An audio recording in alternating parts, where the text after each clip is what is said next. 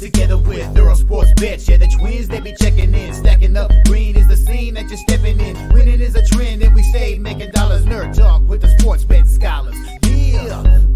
It's R.I.P. to the bookies. R.I.P. to the bookies. R.I.P. to the bookies. R.I.P. to the bookies.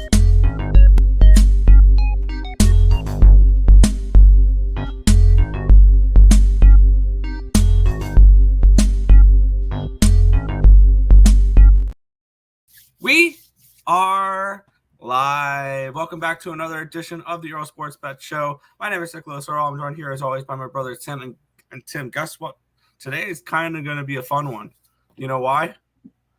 We actually have someone backstage. We actually have a guest today.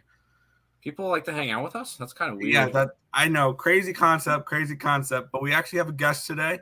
And we'll bring him in here. You can also find him tonight on our live betting show. He is with me and Dave almost every single Friday. Please welcome, there, Mr. Pimp Slap, P.O.D. in the house. What's good, Mike? What's going on, fellas? Oh, yeah, we got a nice little Friday show put together here, and I'm excited, man. I've been looking forward to getting on this show. I was talking some smack a couple weeks ago about getting the invite, and then lo and behold, I get the text that says, you want to get together on Friday? Sure I do. Let's go. And it's a great-looking card, fellas. Thanks for getting me on here today. Oh, absolutely. A long-awaited debut on the ESB show for Mike M. We just need to get Dave to wake up early and join our show now, too. So lazy bum. Yeah, we need to throw that jab out there now. He'll come on next, I'm sure. Yeah, but before we get into today's games, before we get into today's slate, as Tim and I do every single show, we're going to recap what happened yesterday. One went right, one went wrong. No, thank you. No, thank you. Yeah, I mean, it was a small slate yesterday, and I basically split out, went 3-3 down the juice. The game that cost me is I tripled up on a game that was my only 3 losses. And I wish they just left the tarp on the field in the 8th inning and said, we're suspending this game and moving it to tomorrow, because I would have swept the board. But no, they had to play the game. They only get a sack fly and then get out and then only win the game by 1. I had the Mets run line, the team total over 4.5, the full game over 9. Neither of them came anywhere particularly close. I did have the Cubs team total over 4.5, the full game over 9.5, which was a winner. So I was down about 1.27 units in baseball. And then I had in the WNBA, the New York Liberty laying the points. So I finished up half a unit there, down 0.77 units in general. So not a great card yesterday, but it's a bigger card today. I've already got 5 plays locked in. I've already had as many baseball plays today locked in overnight than I did all of yesterday full slate. So, Tim, what about you? Well, I kind of took the day off yesterday. Besides my WNBA, which I wish I took the day off of that as well, because I reverse swept. Apparently, you didn't look at the site because you went Liberty. I had the Dream yesterday, +9. That did not work out. I had the over in the Fever game, also did not work out. And then you kind of put up plays for baseball, went 1 and 2. I did add something late. I added the Angels game 2 money line, -122, and that one hit. So ended up making our day a little bit less negative, but it was still down like 2.43. So not too pretty. I think that actually makes us a slightly negative for July. Yeah, slightly negative. It is what it is, because the day before, the day before we went like 1 and 8 or something like that. It was really rough today. So it is what it is. We bounce back today and make some money. And then we got Mike M, so we'll make money today, hopefully. As long as he doesn't bet against any of our stuff live, then we're good to go. Yeah, well, good news for this show is I'm 0-0, so I got a new record to go with here. But historically, we end up head-to-head in a lot of spots. So either we're going to synchronize and hopefully we all win together, or one of us is going to have a big day and the other one's going to pay the price. But let's get into it, man. Let's have some fun. Let's go. Oh yeah, let's head over to the chat and then we'll kick off the slate here. We have Nathan Cerna in the house. What is good? Yes, special guest. Yes, we have a special guest today. Crystal Craig saying, good morning, guys. I'm liking the Brewers, Cubs, Rangers, and Red Sox today. Yes, all dogs, so I'm hoping a lot of barking. Let's see, Texas. No, I'm actually not on Texas. I like all but Texas. Yeah, I don't hate some of those spots. We'll get into those later in the slate when I'm able to look more at updated market moves. Yes, Mr. Pimp Slap knowledgeable better. There you go. JPZ in the house. Shout out to JPZ for the intro. And yeah, he says nice intro. Yeah, shout out to JPZ for the intro. Belated happy birthday to our guy JPZ again, man. Hope you enjoyed the day. Oh yeah, happy birthday, man. Rise Above saying, morning, fella. Profit $124 last night. There you go. Let's get it again. Yeah. Aw, snap. They got Mike M. There we go. Money Man is here. Shout out, Markel. Oh, yeah. I would have went 4-0. I just didn't play every play I went. Every play, I went 1-1. Yeah. That's why I like the high volume. I hate sitting back and be like, man, I should have played that. I hate doing that. So that's why I probably bet too many games. What's good, fam? What's good? Those first 5 unders hit like clockwork. There you go. Made a unit off of game 2, Angels race to 2. There you go. Nice. Sportsbooks finally figured out the Aces are much better than every other WNBA team. They are dealing Vegas at close to even money to win the title just a month ago. Yeah, now they're like minus 200. Like I don't think there's anybody stopping the Aces for the WNBA. No.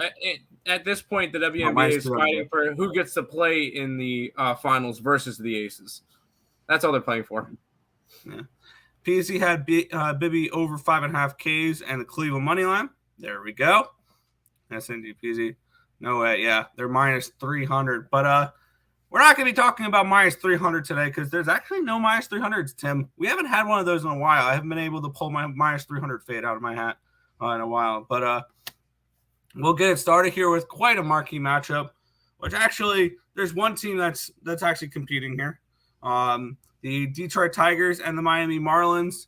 Marlins minus 150, total of 7, and they went out and they got a player last night. The Miami Marlins, in exchange for two minor leaguers, they went out and got relief pitcher David Robertson. So I don't know about that return that the Mets got. They got 2 rookie ball players. That's it. That was yeah. But it is what it is. Let's get into it here. We'll look over the line history here. For line history, I always use Bet Online. So let's get into that here. We have Reese Olson and Braxton Garrett. Line opened up at a minus 150 for the Marlins. It's actually gone down 3 cents to minus 147. Line opened up at 8, and it's all gone all the way down to a 7 now. So it's moved down a full run. Generally, when I see games go down a full run, generally that tells me the game's going to find a way to go over, especially at a 7. Let's get into the market here. For this one, we've got 70% of the tickets, 83% of the cash is on the over. Yet the market dropped, which is kind of interesting there. We have 33% of the tickets and 94% of the cash is on the Detroit Tigers in this one. And the lines move slightly towards the Tigers here, which is kind of surprising for me, considering they are coming in off of a doubleheader. We'll look quickly at Ballpark Pal and then the pitching matchup. Then we will toss this over to Tim here. We have Lone Depot Park, which is minus 7%. This is a dome. I don't know why I keep looking at Miami numbers for weather. Reese Olson and Braxton Garrett. Reese Olson, a 4.26 ERA, 1.16 whip, 8.05 strikeouts per 9, which is 22%, 1.89 walks per 9, a 278 BABIP, a 4.18 FIP, and a 4.21 SIERA. On the flip side, Braxton Garrett, 6.56 ERA, 1.13 whip, 8.1 strikeouts per 9, which is 21%, 0.77 walks per 9, a 329 BABIP, a 547 FIP, and a 3.92 SIERA. Bullpen advantage goes towards the fish here, 3.9 FIP, 3.43 SIERA compared to 4.62 FIP and a 4.05 SIERA for the Tigers. The hitting advantage last 30 days goes towards the fish as well. 91 WRC plus, which is 19th, compared to 89, which is 21st. My initial thoughts on this game is looking at Miami. The Tigers are coming off of a doubleheader here. I feel like they have the pitching advantage with Braxton Garrett, a slight hitting advantage, the bullpen advantage, and they're at home. And they're more rested. I'm leaning towards Miami, maybe a Miami minus 1 because I don't lay minus 150. But Mike, where are you looking at for this one here? We'll let the guests go first here. All right, I appreciate it, fellas, and looking to launch this thing here. It's I think an interesting spot on the card here to start it off. I was kind of saying with you guys backstage that I thought, it's going to be a high volume card when I'm looking at the plays, and I like a couple spots right off the clip on the first game. So, I feel like it's a situation where there's kind of two teams heading in opposite directions right now, and Detroit's been playing some tough ball. One of the observations that I've noticed, and maybe it's just my gut feel, is that teams that have acquired those new players in their first game are still trying to struggle to find out how they're all going to fit. So that's going to take me in a little bit of a different direction, and I'm going to take Detroit Tigers. I like the Tigers in this game. I think it's a good spot for the Tigers. Miami coming off a tough series where they let Tampa Bay kind of pick up some momentum and some rhythm. So, for me in this spot here, I'm going to take the Tigers in the first 5. The reason for the first 5 is they just had the doubleheader yesterday, and it's a travel spot. So, that scares me a little bit. And I'll go with the first 5 because as much as I like Braxton Garrett and I made some money on him, Olsen's the best guy in the, I think, in the clubhouse for the Tigers. So, I can get that first 5 at plus 125. I've got 2 props that I like in this game, too. I went with Riley Green. Riley Green, in his last 14 games since coming off the injury list, is a 392 hit rate, a 446 on-base percentage. And on the season, he's just having some incredible numbers as well. So 2 player props. The second player prop I'm going to go with here, I'll give you the price on this one as I kind of pull it up on the fly. I think it's a stupid number for this guy here, too. It's plus 255 RBI. And so for some of you guys that have followed me, that I've kind of delved into this prop game. And I think there's some great money in props, maybe if you don't have a pick on the side itself. And here's an example where you're at plus 255 for Riley Green. The other player that I like, which again I think is just crazy, and I'm going to continue to exploit it, is our guy Louis Arise. Louis Arise has got an RBI in 6 out of 8 games right now, and the books continue to price him at a stupid number at plus 220. So until they know, I'm going to keep whacking away at it. So I've got that plus 220. I've got our guy Riley Green at plus 255 and the plus 125 Detroit first 5 side of things. 3+ spots for me. I like it. There you go.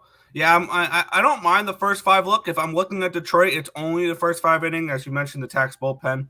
And I actually think the bullpens in general go an edge towards Miami. So I'm actually looking at the full game. Tim, what's your thoughts on this one? I'm going to disagree with you both, and I'm going to pass on the game altogether.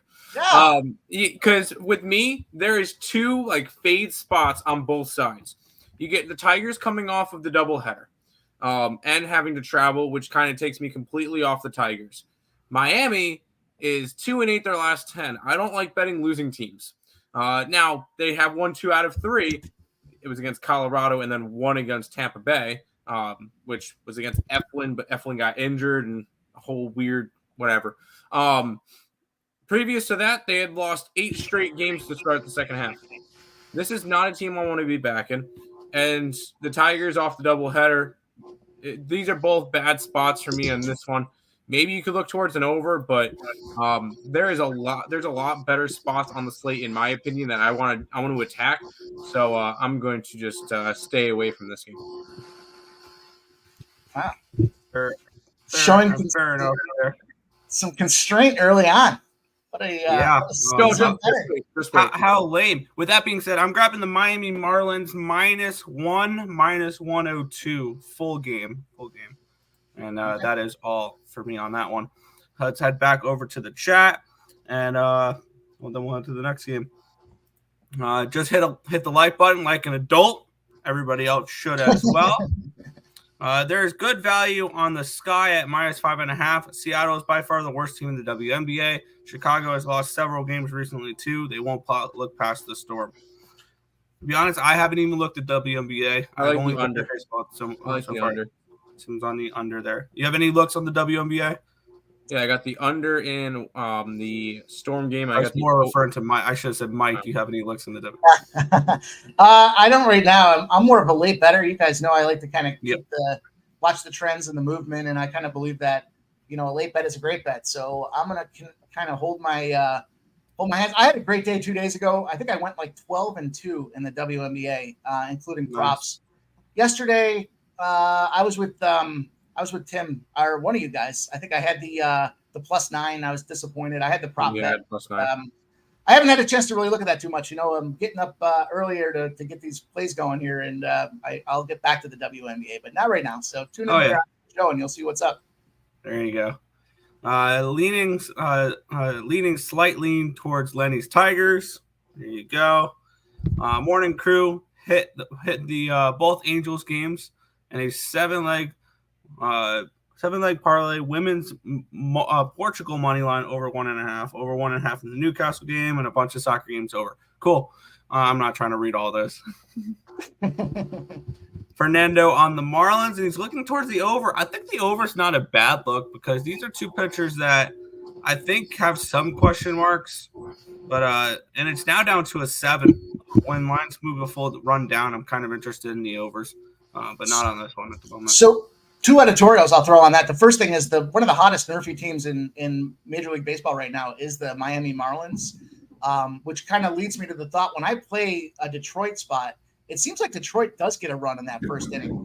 So if we get the nerfy, I'd look to the over. If we get the yerfy, I would look to the under, because it does seem like when they score early, the game that you'll get an extra run or two. That 8.5, 9 might be out there for a live bet if you like that under. And conversely, if they go with the no run in the first inning, you might be able to catch a 6.5 or a 7. So keep an eye on the live. Yeah, which is a perfect selfless plug, saying we're gonna be live betting tonight at 7:45 with the Nerd Talk live show. The Tigers have been undervalued on the road this year. They have a better road record. They have a better record on the road than they do at home. There you go. Detroit keeps doing enough to survive, which is frustrating because I have their under 69.5 wins. I need them to slow down just a little bit. Garrett's been getting lit up. He screwed me last time I backed him. Yeah, I mean he's questionable, but he has a lot of potential, I think. I like the over 7.5. It's too low. I could definitely see an over in this game. It's actually down to a 7 now on some books. ESP started early today. We started at 10:30. We usually start at 10:45, but it is what it is. I missed just the first game. We're only on the first game right now. Can we go back to that comment? Is that a mom or a dad? What's going on there? Is that your no? That's somebody else. I don't know. I think that was John Tim. You're muted. You're muted, Tim. ESP's biggest fan. It's a guy named John. Okay. Yeah, it's his account on the computer. I don't know. I saw it. I saw the name. I thought, I promise you that's not us. That sounds like a family member. It's not. I agree with Earle. I ultimately pass when I feel there's struggling angles on both teams. Fair. Over for sure. Oh, for sure. That's nice. New hosting and other option. Mike. Yes. Yeah. All ears. What's good? Real deal prime. Oh, Moneyline Mills. Let's cash. Absolutely. It's Juan/John just on my computer. There you go. What's good? What's good, RVD 420? We can move on to the second game now, which is Mike M's Philadelphia Phillies taking on the Pittsburgh Pirates in this game. Phillies are minus 155 road favorites with a total of 8.5. Let's get into the line history here. Line opened up yesterday 210 at minus 155. It did get up to a minus 160 at one point. That was around 10 o'clock last night. And it's right back down to a minus 155. So there's been no line movement here on this side. The line opened up at an 8.5 at plus 105. It's up to an 8.5 at minus 107. So a 12-cent line movement towards the over in this game here. Taking a look at the cash flow, see if it represents a move towards the over. And wow, 49% of the tickets and 95% of the cash is on the under. And the lines move towards the over, which is kind of interesting there. We have, like usual, I don't know if you noticed this, but every single game for the Pirates, there's always big money on the Pirates. Like they always have way less tickets and way more money. 37% of the tickets and 69% of the cash is on the Buccos here. It feels like every game, and the line's not moving, so the books never show fear to this big money on the Pirates. Is the crazy part too. Looking at this one here, PNC Park plus 10 runs today on Ballpark Pal, plus 3% home runs, plus 19% doubles, triples. Looking at the pitching matchup here, get back to the spreadsheet. We have Zach Wheeler and Mitch Keller. Zach Wheeler, a 3.96 ERA, 1 whip the last 30 days, 10.08 strikeouts per 9, which is 28%, 0.36 walks per 9, a 3.03 BABIP, but a 3.24 FIP, and a 2.93 SIERA. On the flip side, the Pittsburgh Pirates, 5.9 ERA, a 1.48 whip, 7.45 strikeouts per 9, which is 18%. 3.41 walks per 9, a 2.92 BABIP, a 5.56 FIP, and a 4.92 SIERA. Bullpen advantage goes towards the Phillies here. 3.48 FIP and a 3.98 SIERA the last 30 days compared to 4.28 and 3.51. Slight hitting advantage actually goes towards Pittsburgh in this game. 89 WRC plus, which is 23rd. And the Phillies 82 WRC plus, which is 27. So the Phillies have not been really hitting that well lately, which is why I'm assuming this number, all the money is coming in on the under in this game. What's making me question what the line movement is the line's gone up. The line's moved up 12 cents towards the over, yet there's 95% of cash on the under. Makes me very, very interested in this over here at the moment. We'll go to Tim first on this game. What's your thoughts on this one? You need to unmute yourself. There you go. Is it unmuted yet? Yeah, sounded good to me. Right. Yeah. No, my computer keeps being whatever right now. No, I'm on the over with you. I kind of looked through. Mitch Keller had a really good beginning to the season, but his last 4 starts, besides his 1 start in Arizona where he went 7 shutout innings, he allowed 4 earned runs to the Dodgers, 8 earned runs to Cleveland, and then 6 earned runs to the Angels. He is not a guy I can really trust right now. Although in the beginning I kind of leaned towards Pittsburgh. I'm not going to go after them. I kind of like the over because I think Philly gets to Pittsburgh. And I think Zach Wheeler gives up a couple. Pittsburgh kind of solidifying that they are selling because they did trade Santana to the Milwaukee Brewers, which was interesting. But I do see some runs in this game. So I'm gonna take the over 8.5 between Pittsburgh and Philadelphia, expecting some runs, and most of them probably coming from the Phillies. Yeah, and this makes you wonder, is this Mitch Keller's last start as a Pittsburgh Pirate? Mike M., your Philadelphia Phillies are in action. Where are you looking at for this game? Oh, man, I hate to go in the spot here, kind of starting out my inaugural ESP session, but 2 looks I have for this game. I think the Phillies make me a little bit nervous here because they're a team that's won 14 of the last 15 when they're playing the NL after a home win. But it is a new series.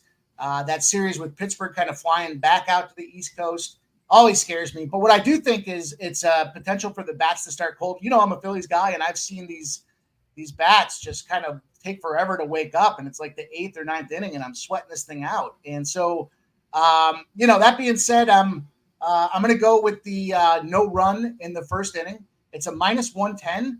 Too much value in that spot here. The Pittsburgh Pirates, I think, went 4 in a row, if I'm not mistaken, 3 or 4 maybe. The Phillies can certainly start low. And check this stat out here. I dug this thing up here. Special. It's a little opportunity for the show today. The Pittsburgh Pirates, when they've lost 4 series in a row to a team, the first game of that series coming into Series 5, 7-0, 6-1 on the run line, and 5-2 to the over. So for me, that's a Pittsburgh Pirates spot today. The line opened up at plus 130.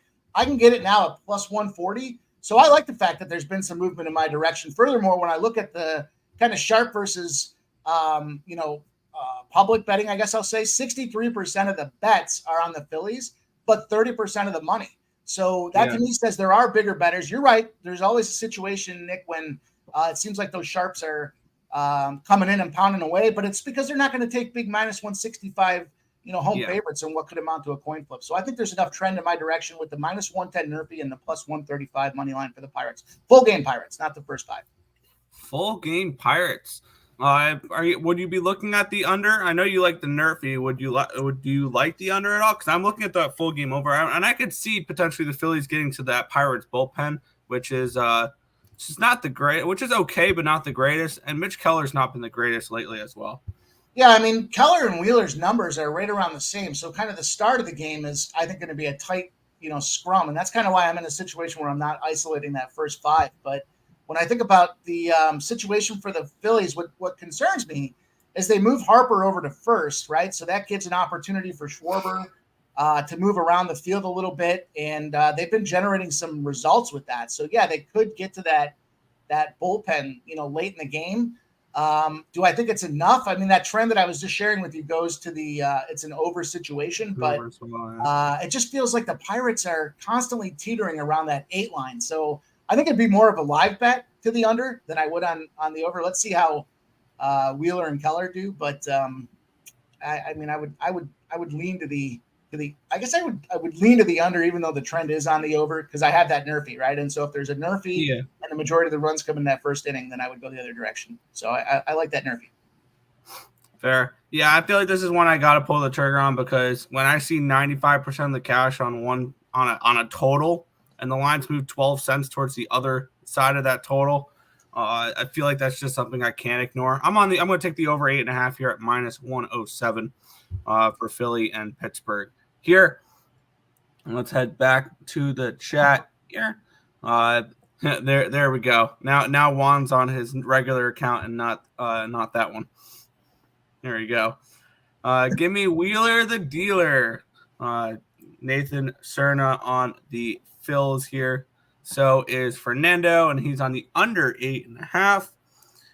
What's up, fellas? Let's cash LJ in the house. What is good, LJ? Battle of Pennsylvania. Give me the Phillies first 5. I would actually look more towards, if I'm looking at the Phillies, I would want a full game because I see them with the bullpen edge here. Their bullpen has been much better than years past this year. I got to say about the Phillies. I think there's a lot of money on Pittsburgh because their fans. No, it's every game, and it's not. I mean, I don't think Pittsburgh has enough fans for that to be a case for that. It's the same reason Baltimore took big money last year. It's the same reason that we see because everybody saw what they did in the beginning of the year, and we see Detroit. We see these teams that are big dogs. You're not going to see the bigger bettors taking a shot at -160s when it's a coin flip, and it's the first game of a series. It's a travel spot, so anything could happen. There you go. Yeah, shout out Mike M. If I go 5-0 today, can I join a live stream for 5 minutes tomorrow? You can hop in. Yeah, why not? We'll just have to make sure your camera works. Mike, don't waste your good bets on this show. Earle Burrows are dipshits. Unlike, I appreciate it. We love it. Hold on. I got the pull that comment back up real quick.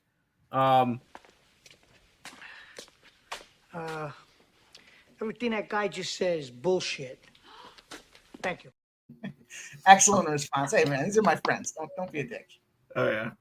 That's how you know you've made it, is when you have haters, I guess, right? Yeah. We're gonna ban them. So haters make you greater. Yeah. Luis Ariz. Yes. Over 1.5 bases. Yeah, why not? All right, we're gonna head into a matchup here that I know Tim's very passionate about because his Orioles are in action here. The New York Yankees travel to Baltimore to take on the Orioles here. -120 for the Yankees, total 8.5 in this game. Let's take a look at the line history in this spot here. Grayson Rodriguez and Garrett Cole. This line did open up at a -130 yesterday on Bet Online. It is now down to a 119. Line opened up at an 8.5 -110. It's up to an 8.5 -115. So a 5-cent line movement towards the over, an 11-cent movement towards Baltimore in this one here. Let's take a look at the line history, see if that reflects it. We have 33% of the tickets and 48% of the cash is on the Orioles in this spot.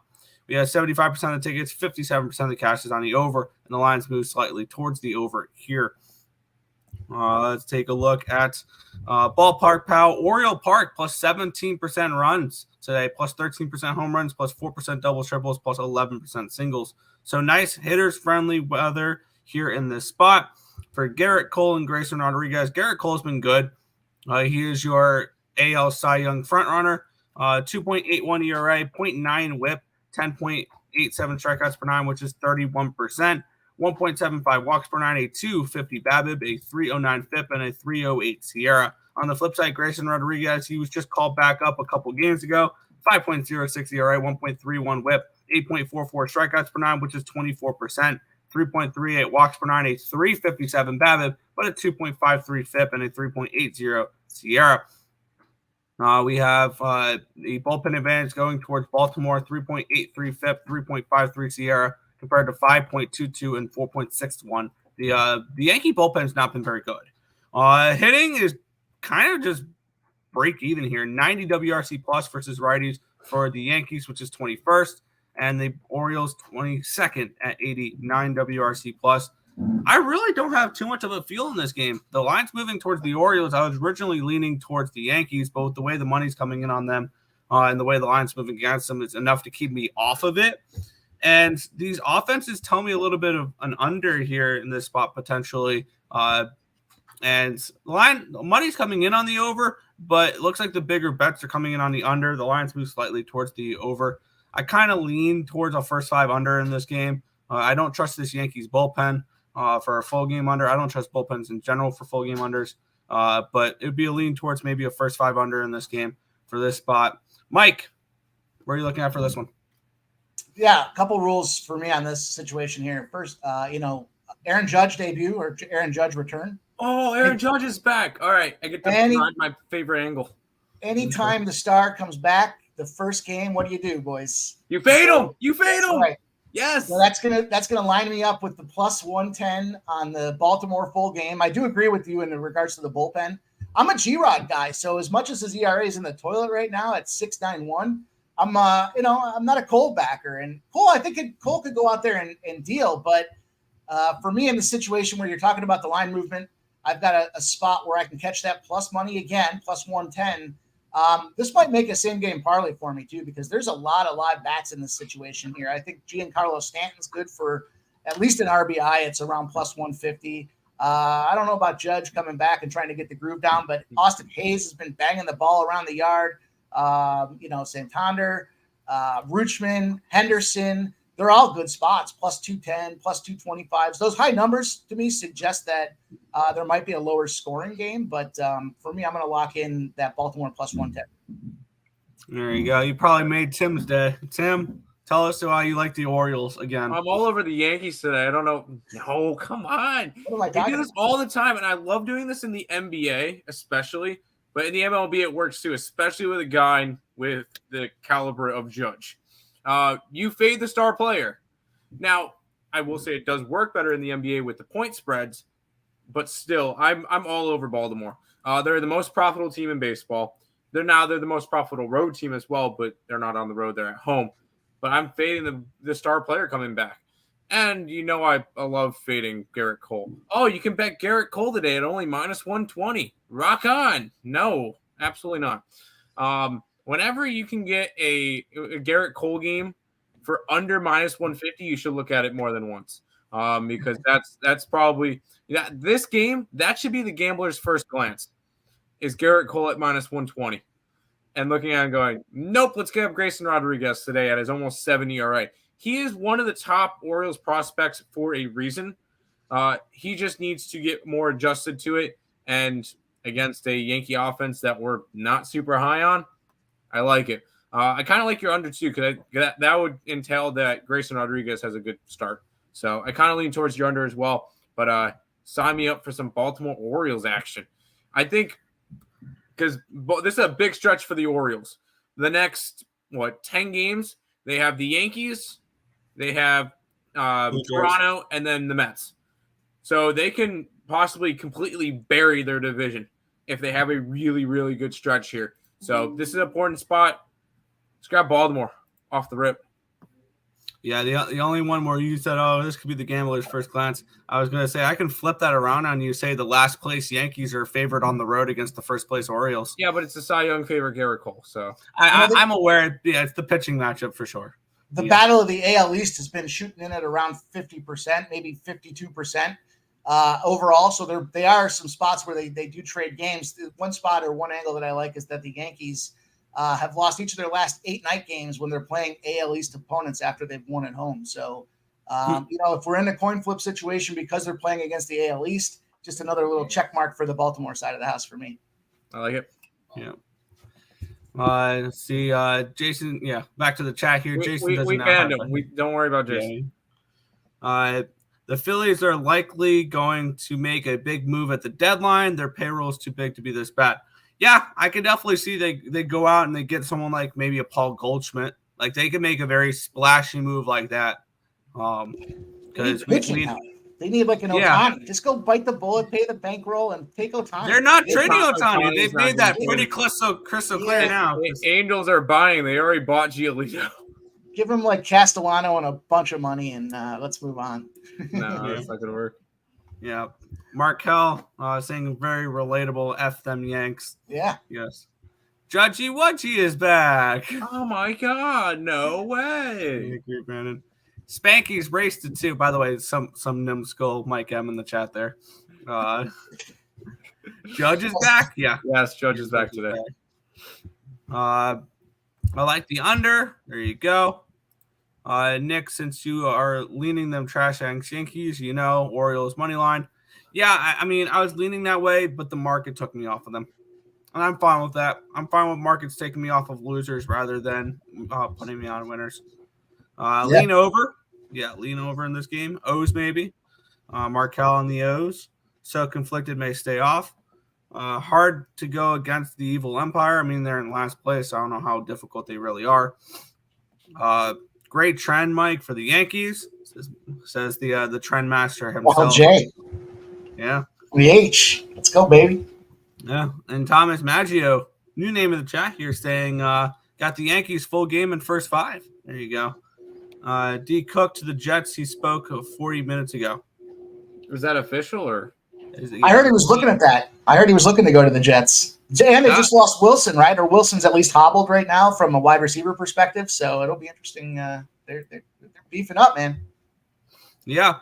We'll move on to the next game here.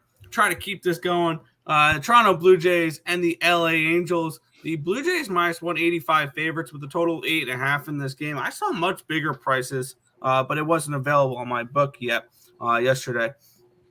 Let's take a look at this matchup here. Giolito and Gausman in this one. The line did open up at a minus 180. The initial move was towards the Blue Jays, where within 6 minutes it went up 15 cents. Since then, it's come back down to minus 183, but still a 3-cent line movement towards the Jays since the opening line. Line opened up at an 8, minus 125. It's up to an 8.5 at even money, so it's moved up almost a half a run.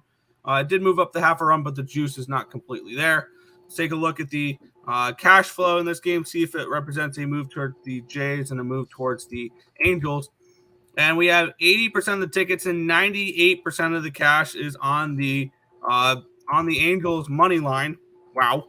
But where most of the money is coming in on the Blue Jays is actually the run line, which even then, 26% of the tickets and 47% of the cash is on the Blue Jays. So not big money on the Blue Jays. The line moving slightly towards them, though. 52% of the tickets, 71% of the cash is on the over. So the bigger bets coming in on the over in this spot as well.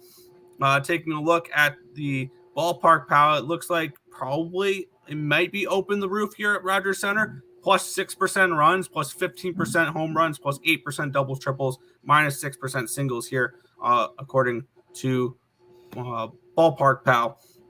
Looking at the pitching matchup here, we have Kevin Gausman taking on Lucas Giolito, making his debut for the LA Angels here. Giolito, 5.02 ERA, 1.29 whip, 10.05 strikeouts per 9, which is 27%. 4.08 walks per 9, a 265 BABIP, but a 5.24 FIP and a 4.23 SIERA, suggesting maybe he's getting a little lucky with that BABIP being as low as it is. On the flip side, Gausman, 3.52 ERA, 1.96 whip, 13.7 strikeouts per 9, which is 39%, 1.57 walks per 9, a 298 BABIP, a 302 FIP, and a 2.36 SIERA. Bullpen edge goes towards the Jays, 3.71 FIP, 3.81 SIERA compared to 5.44 and 4.41 for the Angels. Hitting advantage does go towards the Angels here, 112 WRC plus, which is 12th compared to 104, which is 14th. So a slight hitting edge there with the Angels. I'm looking at the Jays in this game, either laying a run line. I think the -1's probably a little bit too expensive in this game, with them being -185. It's plus 105, so yeah, it's probably going to be kind of expensive there. But I'm looking at the Jays here. We have the Angels coming in off of the doubleheader, similar to what we said with the Tigers in this game. And their bullpen's bad to begin with. And actually, even though Ohtani was very nice to them game 1 and went 9 innings and didn't tax the bullpen, they did use some pitchers in the second game there. And then they had to travel across the border to Toronto, which is never fun travel-wise. I like the Jays a little bit in this game. I want to take a look maybe towards a first 5 and a full game split with them.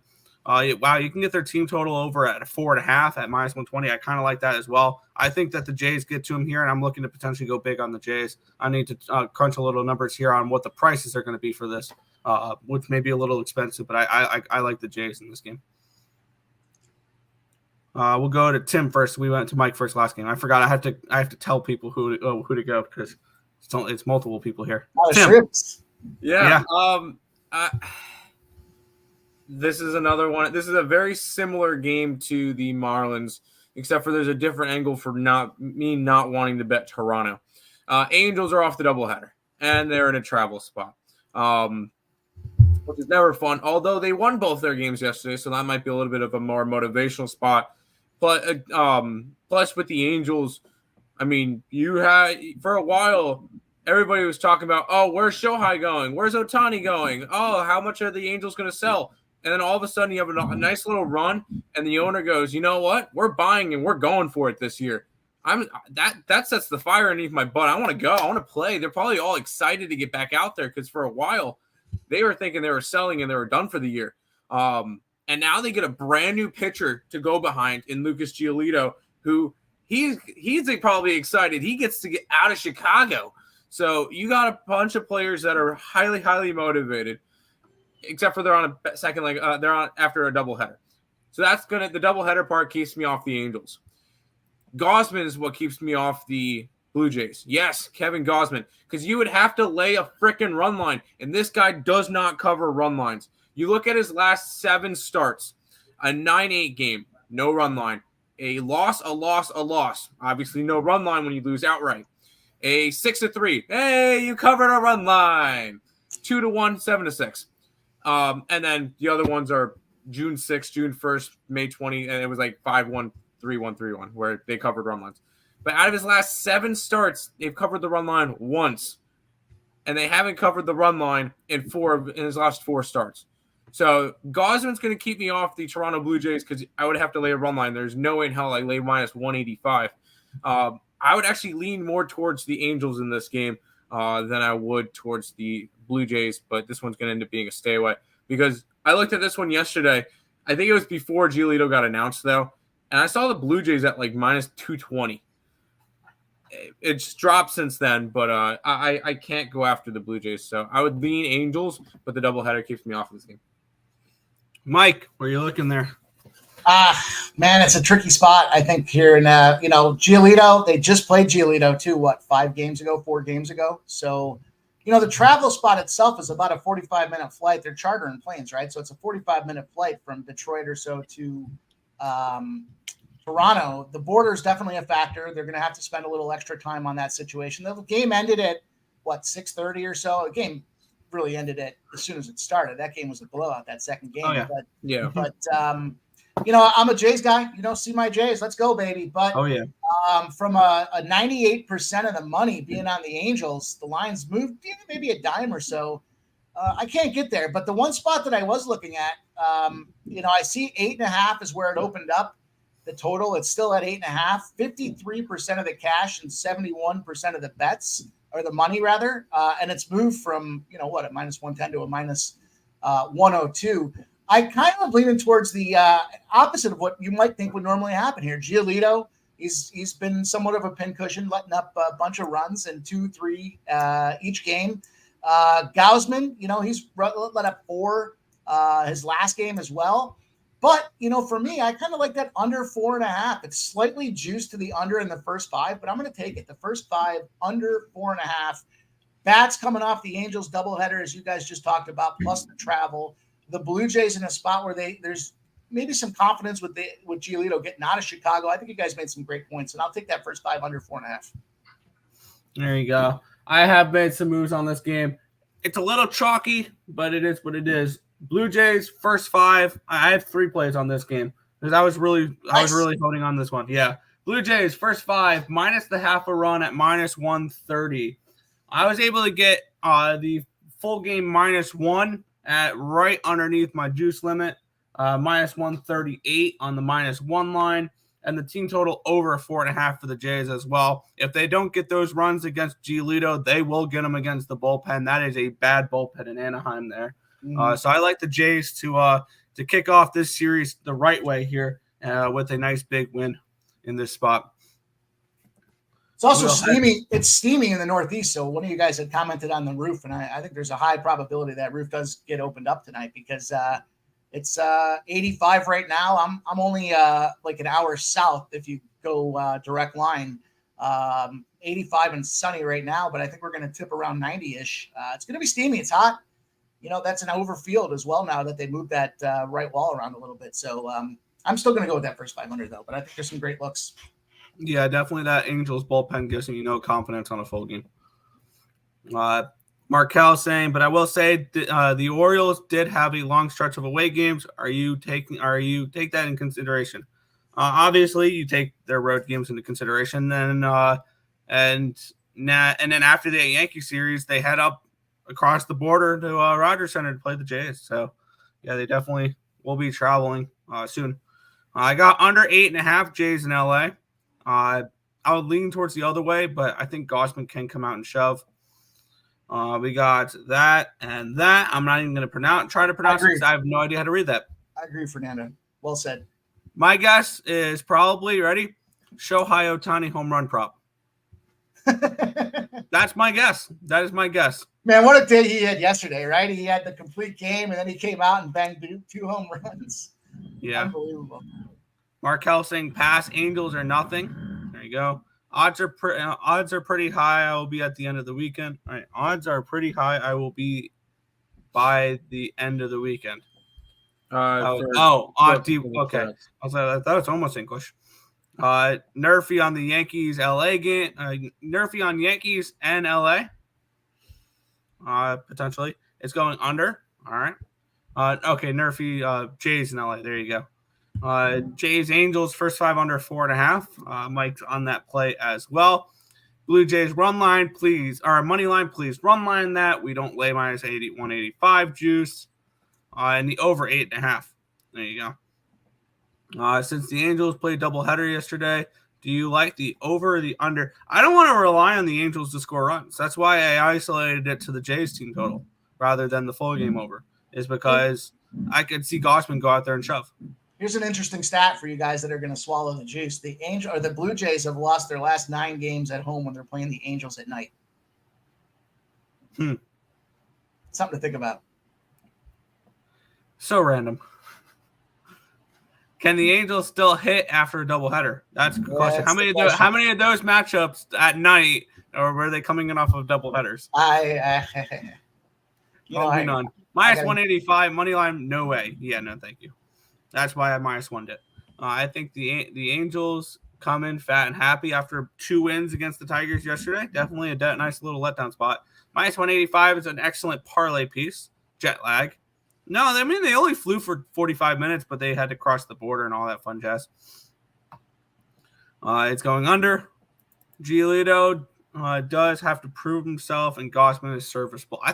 Gausman's in the top 3 for the Cy Young Award right now. Like, he's been good. Yeah. Doubleheader faded the Angels. Correct. I don't want to talk about this game. We have to talk about this team, though. No, thank you. New York Mets, -190 favorites, total of 8.5 in this game.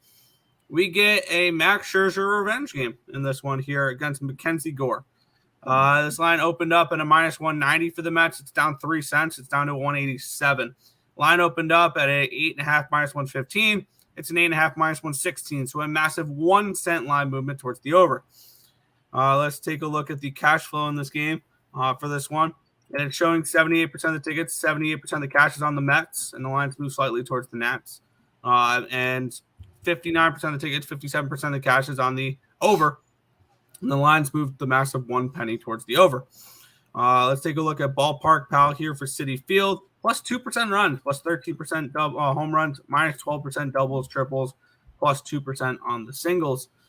Taking a look at the pitching matchup here between Mackenzie Gore and Max Scherzer in this one here. Gore's not been particularly great lately. 7.04 ERA, 1.57 whip, 10.57 strikeouts per nine, which is 26%. 4.11 walks per nine, a 3.41 BABIP, a 5.04 FIP, and a 4.25 SIERA, compared to Max Scherzer, who has been not great either.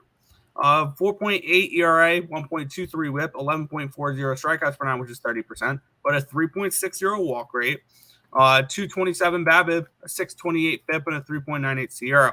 Bullpen advantage does go towards the Mets here, with a 4.31 FIP and a 4.40 SIERA, compared to the Nationals bullpen, 5.68 FIP, 4.87 SIERA there. Hitting advantage actually goes towards the Nationals in this game. They have a 94 WRC plus versus righties, compared to the Mets, who are 28th in the league against lefties with a 74 WRC plus the last 30 days.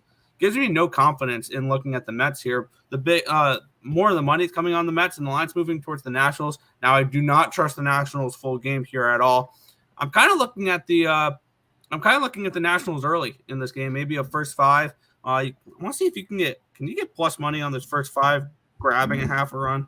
You can get the Nationals first five plus a half at plus 105. I'm kind of interested in that because I don't see the Mets putting up many runs against Mackenzie Gore because they don't hit lefties. Even though Mackenzie Gore has not been good as of late, the Mets are really struggling versus left-handed pitching. They're not as much against righties. So I'm leaning towards maybe a first five under and maybe a Nationals first five plus the half a run in this one at plus 105. Mike, what's your thoughts here, Mets and Nationals? So yesterday I had the Nats first five money line was like plus 180. I pushed it. I had the Nats plus 1.5, cashed it, and then I had the under as well. So I triple whacked that thing yesterday, and it kind of scares me to come back at it today. I will say this, that the under, I think it's the last 8 games in a row that the Mets have played a game the previous day, so they're not coming off a rest spot, have gone under. So I like that under look and consideration. I'll give you another thought as well, that the let me pull it up. The home favorites, when they're on a line that's shorter than their last meeting, so they just lost, and they make it even more juicy to take the same side again. The Mets home won last night. Mets won last night. I'm sorry. The line spot anyhow is 82-10, 63-29 on the run line if their starter won the last game outright. So it's definitely a spot that favors the Mets. I would consider laying the chalk. I like that under first five. I can't get there though. I'm thinking it's hitting elements, and I'm going to pass on this game. Yeah, this could be a very good game to live bet on Nerd Talk, the Cappit Collective, tonight at 7:45. Tim, what's your thoughts on this game? My main concern is, well, the first domino fell last night with David Robertson getting traded to the Marlins. How is this Mets team going to react to that? And how are they going to react when more of their players eventually get poached? Because my big thing is, unless they go, because they got 3 more games against Washington and then 3 against Kansas City.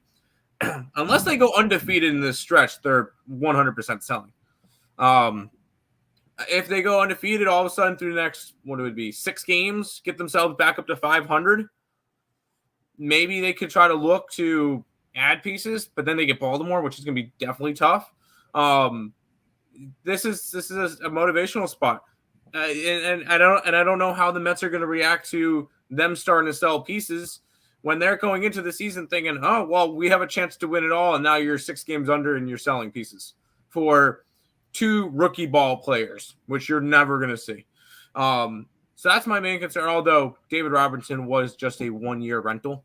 Which I'm hearing that was a an okay return. I think once they update the prospect rankings, one of the players we got is going to be, I think, top 10 in our prospect pool.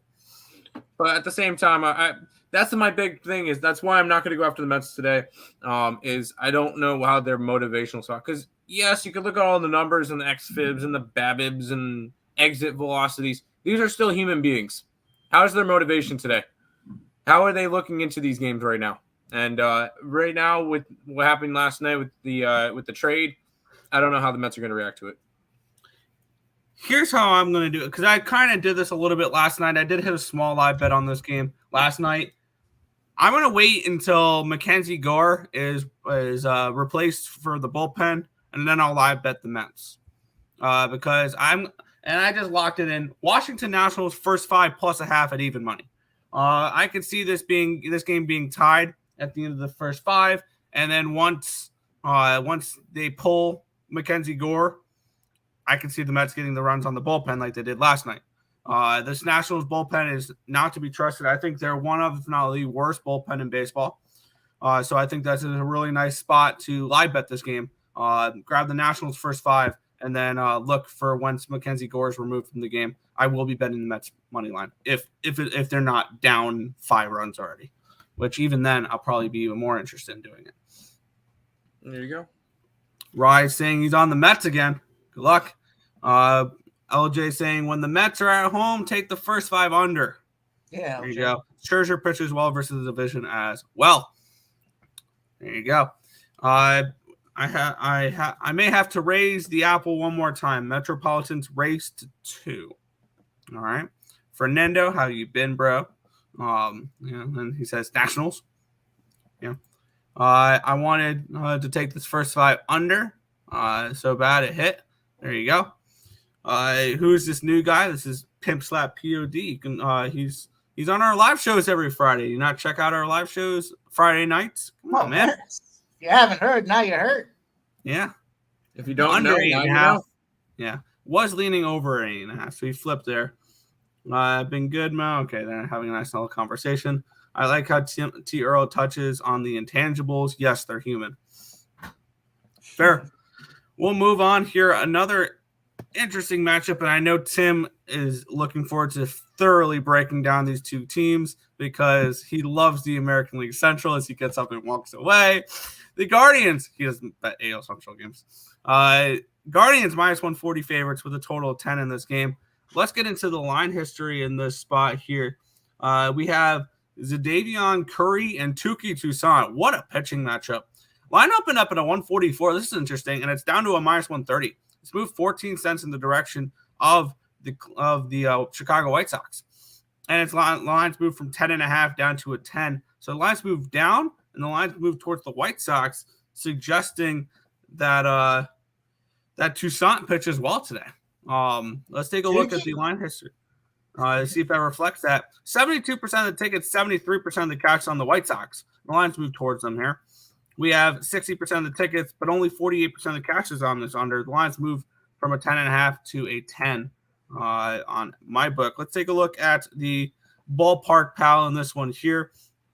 Guaranteed rate field plus 14% runs, plus 25% home runs, minus 3% doubles, triples, plus 6% singles. Let's take a look at the pitching matchup here. An interesting one between Touki Toussaint and Zadavion Curry. Curry with a 2.7 ERA, 0.9 whip, 7.43 strikeouts per 9, which is 21%, 2.7 walks per 9, a 176 BABIP, but a 4.71 FIP and a 4.57 SIERA. On the flip side, 4.84 ERA, 1.39 whip, 7.66 strikeouts per 9, which is 20%, 6.04 walks per 9. He walks an awful lot of batters, a 241 BABIP, a 5.16 FIP, and a 5.38 SIERA. So both these pitchers suggested for some negative regression here in this spot. Looking at the bullpens, the slight edge goes towards the Guardians here, 4.33 FIP, 3.63 SIERA, compared to 4.53 FIP and a 4.09 SIERA. Hitting advantage goes towards the Guardians here, 117 WRC plus, which is 8th, compared to 84, which is 26th. This is a tricky game because I originally was looking towards the Guardians in this spot But this is another one where I'm going to let the market take me off this game because the market's telling me maybe the White Sox could be a decent look. But my X's and O's say Guardians. So this is probably just going to be a stay-off spot for me. I'll pass. Tim. I don't bet AL Central games. I pass. I don't get them right. So I know my strengths, my weaknesses. The only time I'll bet AL Central games, there's got to be a certain pitcher on the mound. And that guy is Gavin Williams. Other than that, I have zero interest in going after any AL Central games. Besides, there was one other game that I really, really liked because it was like Lance Lynn versus Joe Ryan. Two of them were like the biggest over pitchers in baseball, and I bet the over and a hit. Other than that, I don't bet this division. It's garbage. I never get it right. Everybody beats everybody, and I can't figure it out. Yeah, that beautiful, beautiful American League Central. Mike, you looking at this game? I am. So I got the only spot I got. I'm going to my guy Jose, Mr. Ramirez himself. He's been playing really well, and clearly he's been banging some balls out of the yard. Just yesterday, I think he kind of got shut down. But I'm going to do a little spot that I like to do on the personal side, but a lot of shows I only get to give out like a full unit. But I've got the RBI. It's plus 125. I've got 1 unit on the RBI. I half unit played Ramirez home run at plus 450. So you guys don't hear me say that a lot, but more often than not, I think over 60% of the time, it feels like the RBI is being generated by the home run. To me, it's a spot where at 450, you're catching $225 on the half a unit plus the 125 makes it 375. If he doesn't get the home run and only gets the RBI on a sac fly or something like that, then you're still going to be up like a quarter unit. So full unit plus 125 on the RBI, half unit on the home run at plus 450 for me. All right. Well, J-Ram action there. J-Ram for the goat whale, right, Nick? Oh, yeah. For the guy whose name rhymes with Brent? Yes. There we go. Let's take a look here. Back to the chat. Oh, that's Pimp Slap. He loses a lot. Yeah. Yeah. 3-0 versus 0-3 Tucson. Good luck. A lot is 2 words. Mo Harris. There we go. What a grammar Nazi. Yeah. Guardians money line. He passes. Curry first 5. I would look more towards the Guardians full game because I don't trust that White Sox bullpen. A lot. Is that better? Yeah, I don't know about those dots, but you're on the right track. Separate the 2 of them. It's the right move. Trust me. All right. We'll move into this one. Now is when we get started with my pregame bets. I realize all 5 of my overnight bets are on 5 late games. So that's fun. The Milwaukee Brewers and the Atlanta Braves. Braves minus 155 favorites with a total of 10 in this game. Let's get into this one here. We get the Braves debut of Chirinos. They acquired him from the Tampa Bay Rays. So obviously something's wrong with him if the Rays don't want him. Line opened up at a minus 180 for Atlanta. They're down to a minus 164. So this line's moved 16 cents towards the Brewers here in this spot. Line opened up in a 9.5. It's up to a 10. And it's up to a 10 minus 115. Let's take a look at the cash flow in this game. See if it represents a move towards the over and a move towards the Brewers, and it 100% does not. This is a tricky situation here. 82% of the tickets, 97% of the cash is on the Braves. And they're moving that line towards the Brewers, saying, here's a better price on the Braves. And it's the same thing with the total here. We have 40% of the tickets, 88% of the cash is on the under, and they're moving the total up. It went from a 9.5. You like guys like the under? Here's a 10. We have, but for the big money there, 29% of the tickets, 54% of the cash is on the Braves run line. So the bigger bets on the Braves are coming on the run line. The bigger bets for the Brewers is coming on the money line. Not surprising there whatsoever. In that one, let's take a look at Ballpark Pal so we can get the weather or what's the hitting conditions. A lot of good hitting conditions. This is the 6th worst, and it's plus 1%. Plus 1% runs in general, minus 1% home runs, minus 10% doubles, triples, plus 9% singles. So okay hitting weather here in Atlanta tonight. Looking at the pitching matchup here, We have Adrian Hauser and Yanni Chirinos. Hauser, 3.57 ERA, 1.46 whip, 9.53 strikeouts per nine, which is 25%, 3.18 walks per nine, a 344 BABIP, a 465 FIP, and a 4.16 SIERA. On the flip side, Chirinos, 4.4 ERA, 1.60 whip, 5.02 strikeouts per nine, which is 13%, 2.51 walks per nine, a 304 BABIP, a 7.54 FIP, and a 4.98 SIERA. Bullpen advantage does go towards the Brewers here in this spot here. 2.58 FIP, 2.90 SIERA compared to a 3.18 FIP and a 3.69 SIERA. Braves with the hitting advantage, 117 WRC plus, which is 9th compared to 97, which is 16th for the Brewers. I kind of lean Brewers in this spot, and I already bet the over last night. I got the over 10 at -110 last night.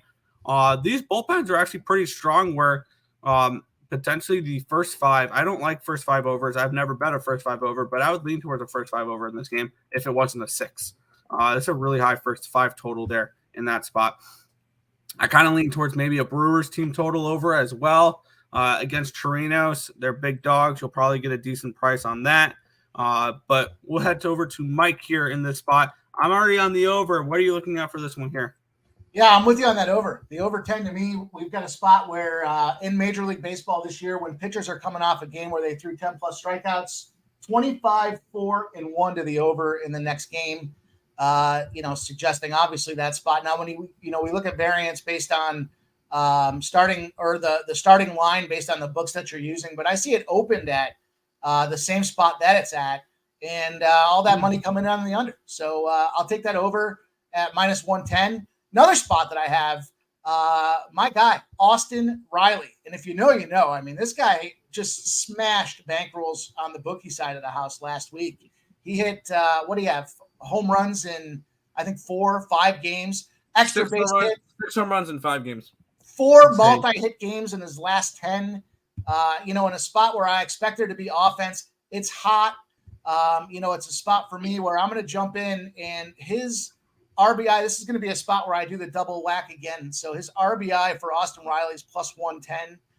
His home run is +420. So I've got the over 10. I've got the home run for a half a unit and the RBI for a full unit.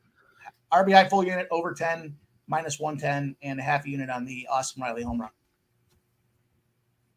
There you go. I also just grabbed the team total over 4.5, even money for the Milwaukee Brewers in this spot, expecting them to get to Chirinos. Tim, your thoughts on this one? All right, here we go. Finally, a game that I actually really like, and I want to double down. Nice. And we're going over the total, and we're going Brewers. Brewers have actually looked quite solid since the All-Star break. Taking 2 out of 3 from Cincinnati. They took 2 out of 3 from Philly. They swept Cincinnati. So they did have a series against Atlanta where they lost 2 out of 3, but it is what it is. That was also in Atlanta. Oh, sorry, no, that was at home. This game's in Atlanta. But it's Chirinos, who has been awful this year.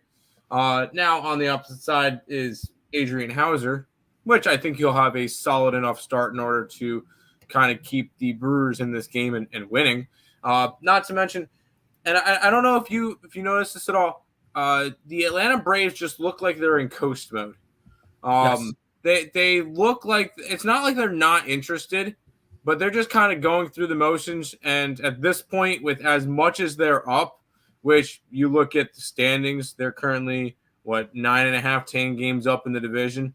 Over Philly, something like that. 10 games up on Philly, even if it's for a wild card, 10 games up there. And when you look at it, they're only they're up like 6 or something games on the Dodgers for the number 1 seed in the NL. So they're kind of just in a coast right now. And I think the Brewers, they have the fire underneath them right now. The Reds are only a game and a half back. So this is, and then all of a sudden the Cubs are red hot right now. So I think this is a spot where Milwaukee knows they need to go into this series and win some games. And I think they get the job done a couple of times in the series. And I think this may be the smallest dog that they're going to be all series long. I can get them at +151. And I'm going to go Brewers, and I'm going to go over, and I'm just going to fade Chirinos. Yeah, I have noticed that too. The Braves are looking human after the All-Star break. A team that I was looking at in the first half, I'm like, this team's never going to lose a baseball game ever again, are they? And now all of a sudden they've lost 7 of 10 in 2 in a row. So all of a sudden this team, and I know as Mets fans here and as a Philly fan that Mike is, we all like to see the Atlanta Braves look a little human from time to time. It's really annoying watching them win every freaking game. But yeah, I'm on the same board there. I do think Chirinos gives up some runs here in this spot in his debut against the Brewers here, debut with the Braves. And I mentioned this in the beginning of the breakdown. Obviously, something's not right with Chirinos because the Tampa Bay Rays don't want him. Yeah, the Tampa Bay Rays traded him. The Tampa Bay Rays traded him. There's something wrong with him. So we'll take a look. Well, that's an interesting aspect as well. We head back to the chat. Fernando's on the under 10.5. Fair. Guardians minus 2.5 for Nathan Cerna. Wish it was a line 4. Cubs over and Solo over 4. They've been slapping. There you go. Very good. Yeah, under 10. And Fernando's favorite, the Brew Crew. There you go, Fernando. Austin Riley over 1.5 bases, 2+ bases in 5 of the last 6 at home versus the National League. There you go. Brewers have been playing some good basketball lately, except for they don't play basketball. That's an interesting thought process, but if we're missing scrimmages for basketball with the Milwaukee Brewers players, I'd really like to see how Christian Yelich's shot looks. But Brewers could have easily taken 2 or 3 in the series against the Braves if they didn't give up a late home run. Yeah, absolutely. They kept competitive in that series. Detroit Lenny in the house. Good morning, you filthy bastards. Morning. Morning to you too, Lenny. Plus 151 sounds good there with Nathan Cerna. We had this may be the matchup of the night. Yes. This may be been the matchup of the night here. Tampa Bay Rays and the Houston Astros in this spot. Rays are minus 110 favorites. Total of 8.5. I already made a play on this game last night. Let's get into it here. The line history between McClanahan and Christian Javier. This line opened up at the Astros minus 115. It's now the Rays minus 109. So a pretty significant 16-cent line movement towards the Rays in this game. We had the line opened up at an 8 minus 120. It's up to an 8.5 at minus 110. So the lines moved towards the over, and the lines moved towards the Rays, suggesting that Christian Javier is vulnerable in this game. Let's take a look at this here. We have 61% of the tickets. Just switched up on me. 62% of the tickets, 68% of the cash is on the Rays, and the lines move towards the Rays. That makes sense to me. 64% of the tickets, 61% of the cash is on the over, and the lines move towards the over there. We are in Minute Maid Park. No need to look at Ballpark Pal because it's indoors. This pitching matchup on paper, I mean, the names sound great. Christian Javier and Shane McClanahan. Neither have been particularly great the last 30 days. McClanahan, 7.62 ERA, 1.46 whip, 8.31 strikeouts per 9, which is 22%, 4.15 walks per 9, a 3.14 BABIP, a 4.82 FIP, and a 4.70 SIERA. On the flip side, Christian Javier, 9 ERA, 1.63 whip, 8.05 strikeouts per 9, which is 19%, 4.26 walks per 9, a 3.04 BABIP, a 6.49 FIP, and a 5.42 SIERA. Bullpen advantage does go towards the Rays in this one. 3.72 FIP, 3.49 SIERA compared to 4.82 FIP and a 3.81 SIERA for the Astros. The Astros do have the hitting advantage here. They're hitting lefties really well right now. 120 WRC plus the last 30 days, which is 8th. And the Rays have struggled a little bit. They have a 90 WRC plus versus righties, which is 20th. I've already played the over 8.5 in this game. I got it last night at minus 109. Both these teams, I think, can get some offense going here. Javier is somebody I've been looking to fade on this Astros team because he's just not looked good. So I like betting overs with Javier games because I mean they have been going over. And I'm kind of leaning towards Tampa in this game with McClanahan on the mound. You can get Tampa team total at a 4.5 at plus 115. I don't hate that. You can get the Rays money line at -109. I don't hate that either. Lean Rays, I've only bet the over so far in this game. Mike, where are you looking at here? Probably the matchup of the night, Astros and Rays. Yeah, it should be a lot of fun. This one here, it's obviously pitching kind of feels like it's going in two different directions. McClanahan's been back and forth, right? His consistency and length that he can go in the game is what's questionable for me. He went 4 against Baltimore, but he got touched up and he gave up 5. So now he's coming off a homestand, going back on the road. He went 6 innings pitched the previous game against Texas. Texas was a tough team with the hot bats, and they kind of cooled them down. And I think he's going to do a little bit more of the same here. So I've got Tampa Bay in the first 5, -115. And I'm going to go with a K-prop under. I'm not a big K-prop guy, but I've had some success lately as we're kind of post All-Star break and the stats are starting to kind of level out and play to the back of the baseball card. And I've got Javier under 5.5 Ks at +105. So a little plus money spot for regardless of the outcome full game, but I like Tampa first 5 and Javier to get touched up. Yeah, I mean, when we're looking at an over in this game, and I'm kind of looking towards that team total over 4.5 at +115 for the Rays, so I can definitely see them getting to Javier, who is it's about league average, around 22% strikeout rate the last 30 days for him. Tim, your thoughts on this one here, Astros and Rays? Well, I'm not sure about the game of the night because I know we don't have a line for it, but the Oakland Athletics go up against the Colorado Rockies. That's going to be my bad. I apologize on that one. Yeah, damn right you should apologize. Anyways, now I like the Astros, and I know you guys are both on Tampa already, but I don't really trust McClanahan right now. He was on the DL, and then since this, he's had 2 starts since coming off the DL after being out for about 2.5 weeks. He had a good start against Texas where he only allowed 2 earned runs, and he got roughed up by Baltimore. I think this Houston team's going to be able to hit against him, and these are these are obviously the big series that you want to look at, but Houston's won 7 out of 10. Tampa Bay has lost 8 out of 10. The only reason why this game's a pick 'em is everybody loves McClanahan. And I look at it. I want to back Christian Javier and the Houston Astros. They've been playing some good baseball, and they're 2 games back of Texas right now. Both of these 2 teams, second place teams right now. Really close to trying to catching that first place team in their division. But I think Houston's better than Tampa, and I think Tampa drops back even more come this next part of the season. I still think they're going to be a solid wild card team, but Tampa Bay, I knew that run in their beginning was a little bit too good to be true. But I like the Houston Astros in this one. Yeah, and these are 2 teams that my bankroll would very much love if they can catch that first place team.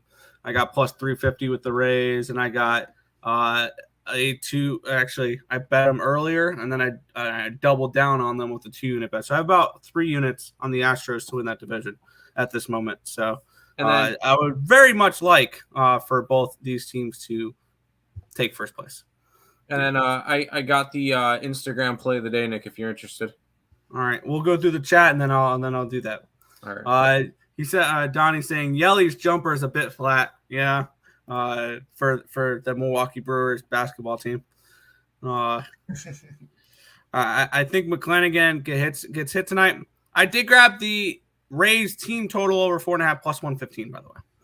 Astros money line 16-1 last 17 games when allowing 8 runs the last game. There you go. Astros, and yes. I asked a question. No. Huh? No, he cannot. No, Lenny. Astros and the over 8.5. I can see it. I can see the Astros winning the game, full game, because that's why I only took the team total over with the Rays, because I could see them losing the game. This is a rare game that I'm on the nerfy, but also at the full game over. If you like that, live bet the over at the end of the first inning for like a half a round lower. Oh, yeah. Yeah. Tucker over 1.5 bases, batting .400 versus McClanahan. Nice. I like that. There you go. Also on Tampa Bay.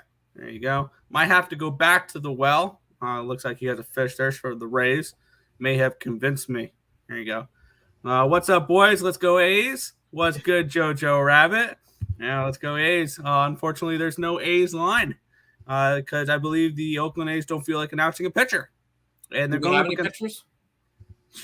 I mean, they have pitchers. Are they professional level? We don't know.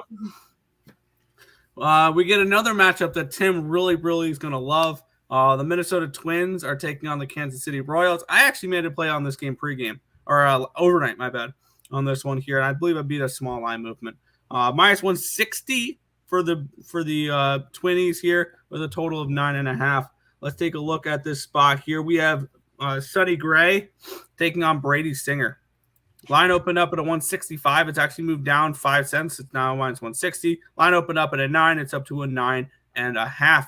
Let's take a look at the cash flow. See if it represents a line move towards the Royals and a line move towards the over. As we have 21% of the tickets, 41% of the cash is on the Royals. So the bigger bets coming in on the Royals here. And the lines move slightly towards them. 37% of the tickets and 51% of the cash is on the over. I kind of like to see that there because I did move on that full game over. Let's take a look at the Ballpark Pal. Kauffman Stadium is always a really good run stadium, but not a home run stadium, I've noticed. Plus 17% runs, which is tied for Oriole Park for second on the slate. We all know who number one on the slate is whenever Colorado is in action at home. But Kauffman Stadium minus 12% home runs, but plus 10% doubles, triples, and plus 22% singles. So you'll see a lot of string together base hits, not many home runs tonight. So maybe the RBI props and not the home run props. Let's take a look at the pitching matchup here. Sonny Gray and Brady Singer. Gray, 4.75 ERA, 1.29 whip, 7.71 strikeouts per 9, which is 20%. 3.56 walks per 9, a 2.95 BABIP, a 3.38 FIP, and a 4.33 Sierra.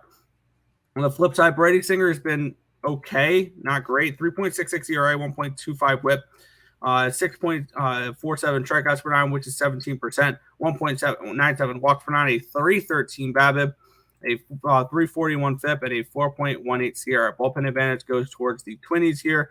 4.56 FIP, 3.70 Sierra, compared to 4.74 and 4.9.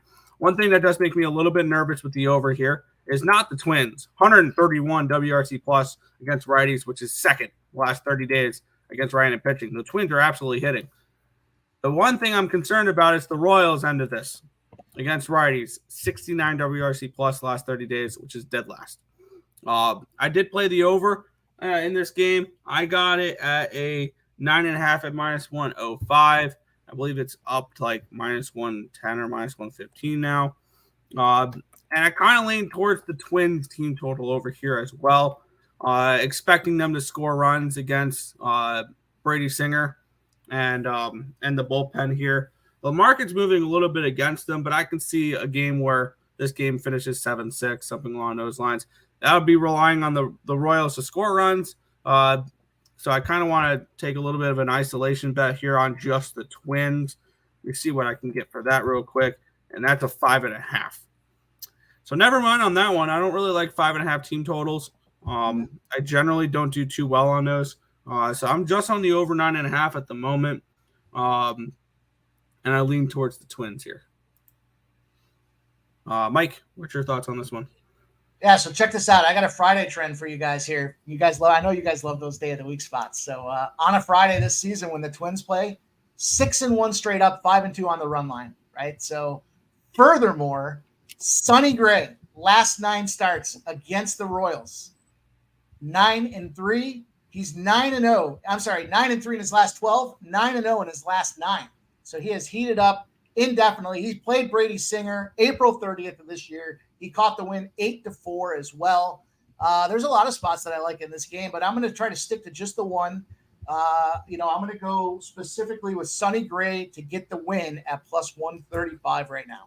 So his numbers show, the reason I'm going that direction is the Minnesota first 5 laying the half a run is minus 115.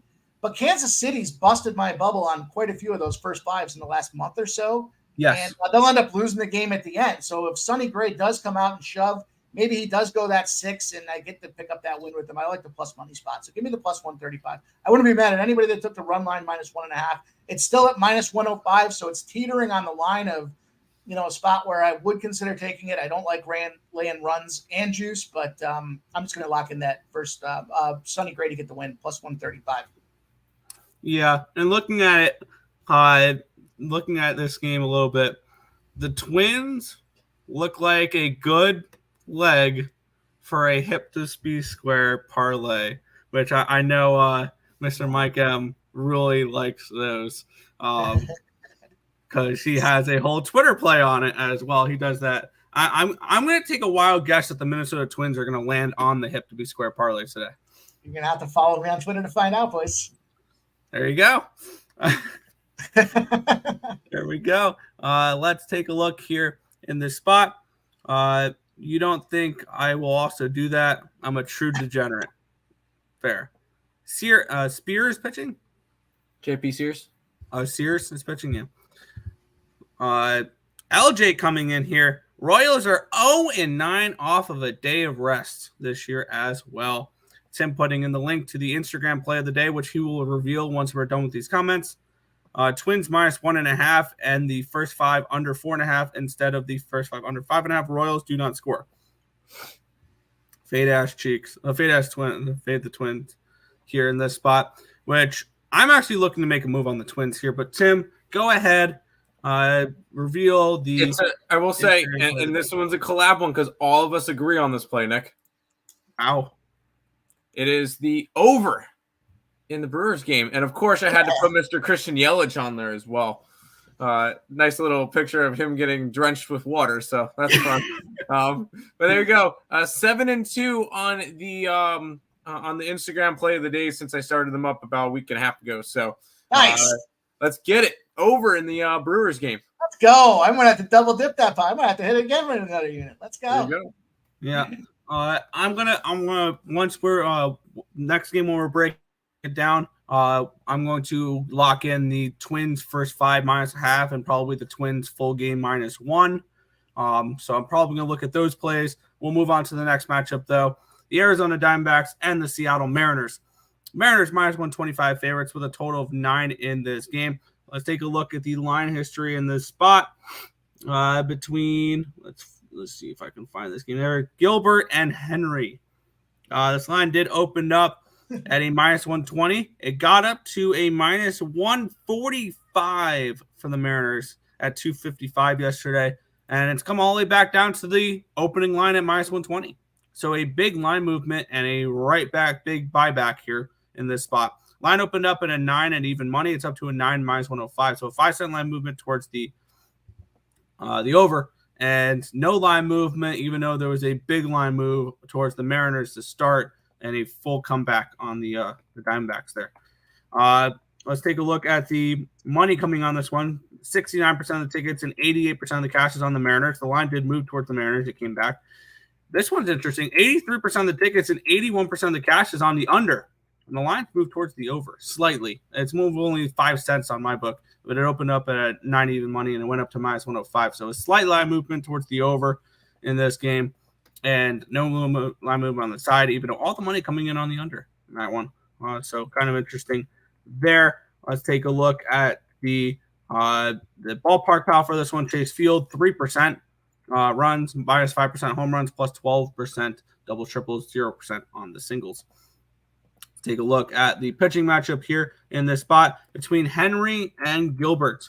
Gilbert, 3.38 ERA, 1.09 whip, 7.59 strikeouts per 9, which is 21%, 1.13 walks per 9, a 290 BABIP, a 369 FIP, and a 3.95 SIERA.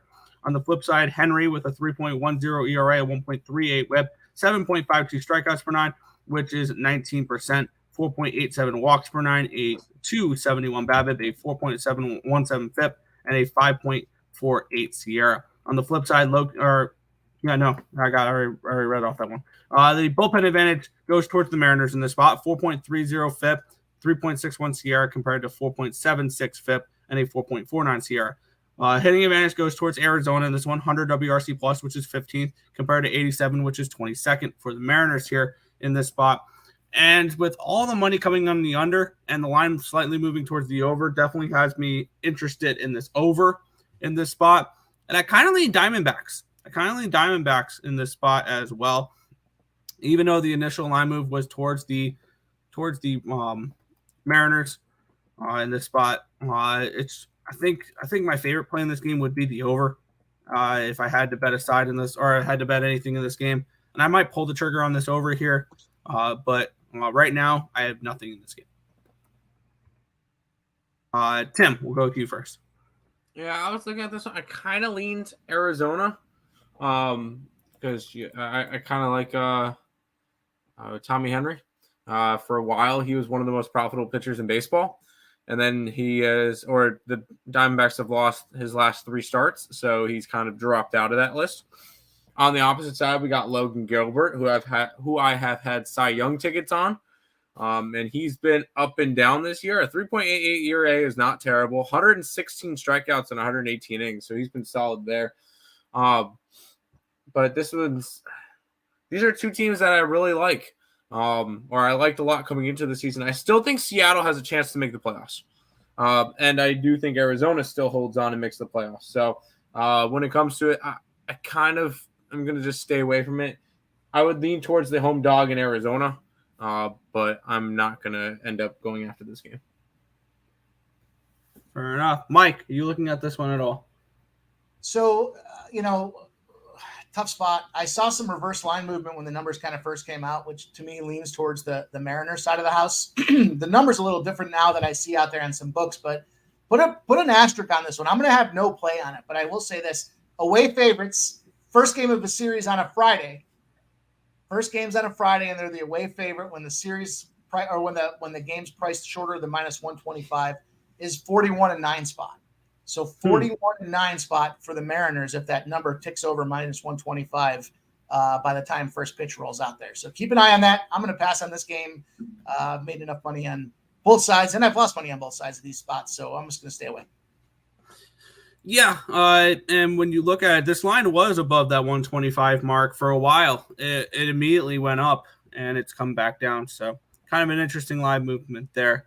We'll head back to the chat where this chat is popping right now. 26 chats for this last game. Let's take a look here. Late but supness. What's good, Lex? Under 9.5 for Fernando. I'm on the over in that Twins game. Twins -2.5 for Mo Harris. I did grab the Twins first 5 -0.5 at -110 and the full game -1 at -133. It's a great logo you got there, Mo Harris. I like that little whatever you call that thing. Tampa, yeah. Who's that new guy? That is Pimp Slap POD. I'm Tim. Hi. Like him. Yeah, that's Tim. Yeah. Fernando on the Twins. Sexy Lexi, what's happening, bro? Tonight you died. I thought you died. Yeah, it's been a while since we've gotten a supness in our chat. I like it. Let's get it. Brewers over. Yes. Tim, share your OnlyFans profile pic. All right, here's my OnlyFans profile picture. So, there you go. Nice. You're welcome. That's your OnlyFans? Yeah. That'll sell a lot of OnlyFans. A lot of subscriptions sold with that picture there. Who doesn't love a blobfish? Yeah, and we offer farts in a jar. Thanks for all the numbers, Pimp Slap. There you go. I got an OnlyFans. Follow me. There you go. No. Y'all saw my almost hit parlay. I mean, best way to go, 5-1 is a 6-leg parlay. So I had the MLB minus the. Yeah, there you go. I'm guessing that's his OnlyFans. That's a little creepy. Almost hit parlay. Yeah. MLB and MLB tennis and soccer. Miles in the cards. Yeah. What's good, Detroit? Lenny. Make sure. There you go. Detroit, you don't know about the ones I've been hitting, though. Yeah. Mariners in the over. I kind of am looking at that over. Like the over 9 in the Seattle game. I may play the Twinkies full game run line due to the Royals sometimes coming out to a decent start. Minnesota should outplay them, saying a score like 9-0. Fair.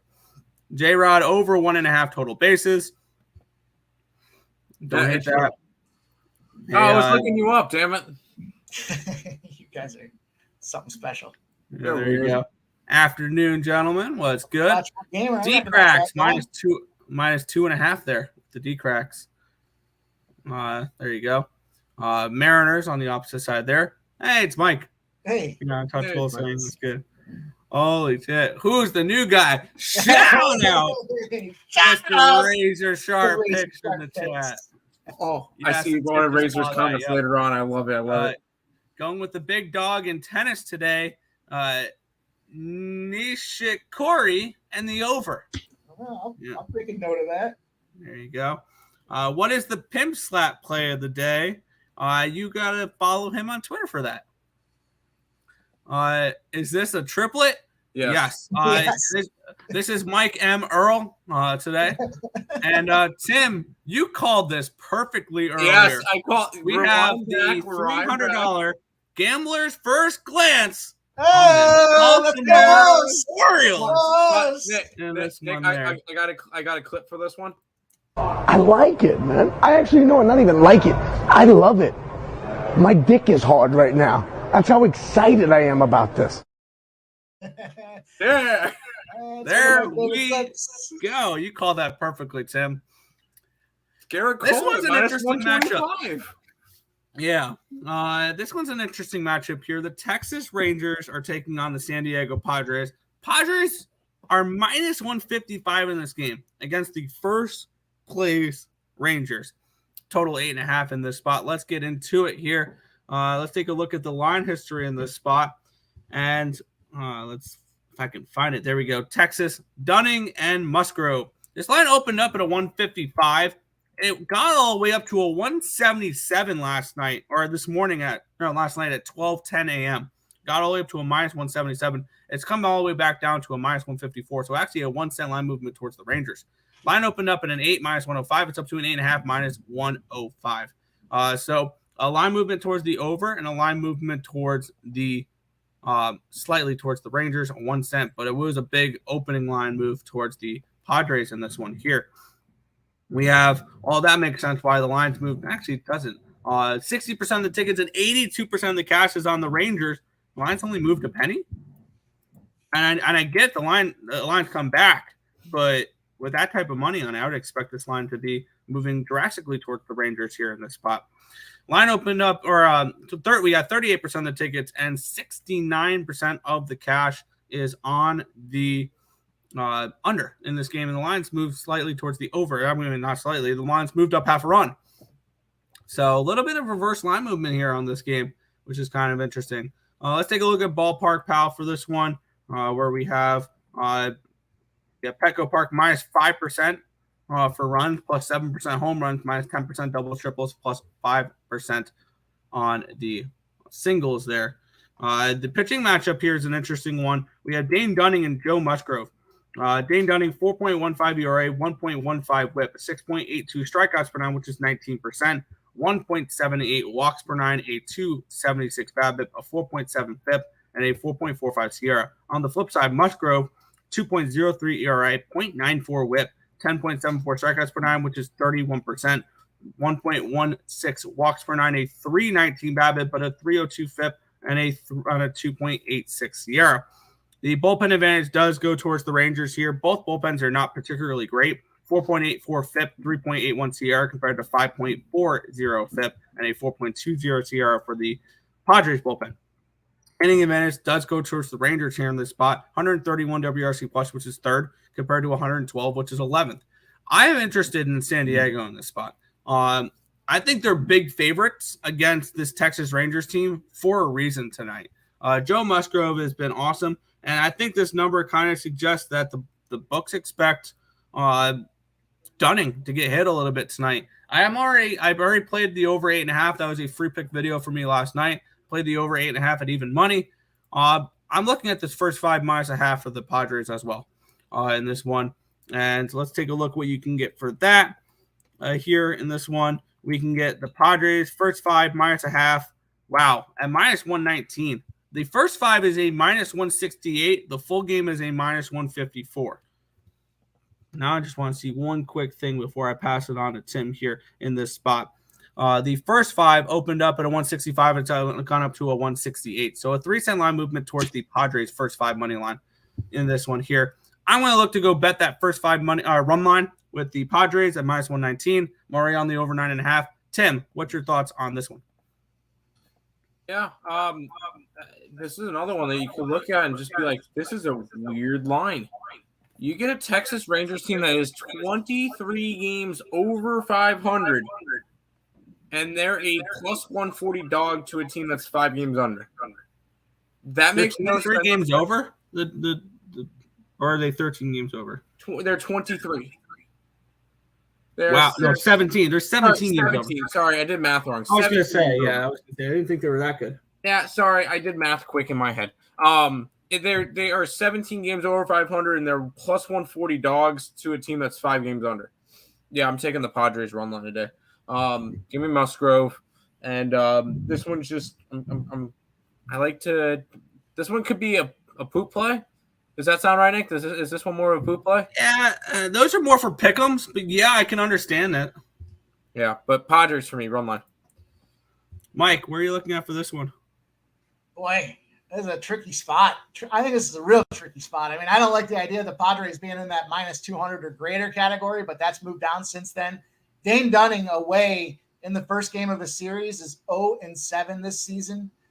So there's a factor that I kind of think, maybe does that suggest he gets whacked around a little bit? I think he could. There's also some other numbers that I saw around Dunning. He's an 8-28 spot as well. What I'm going to do here is I'm going to double up in a spot. I'm going to go, sort of a double up, I guess, a pimp slap type of double up where I'm going to go with the first 5. I'm going to take the over 4.5. I can get that at minus 105. So it keeps my juice down over 4.5.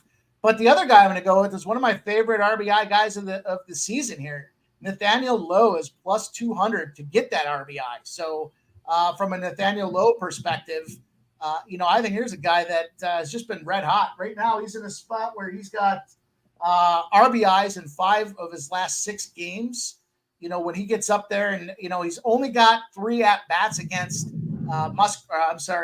against Musgrove. But I think there's going to be scoring on both sides of the house here. And something I will say that will kind of tip the hat to the live show tonight is keep an eye out in a nerfy spot.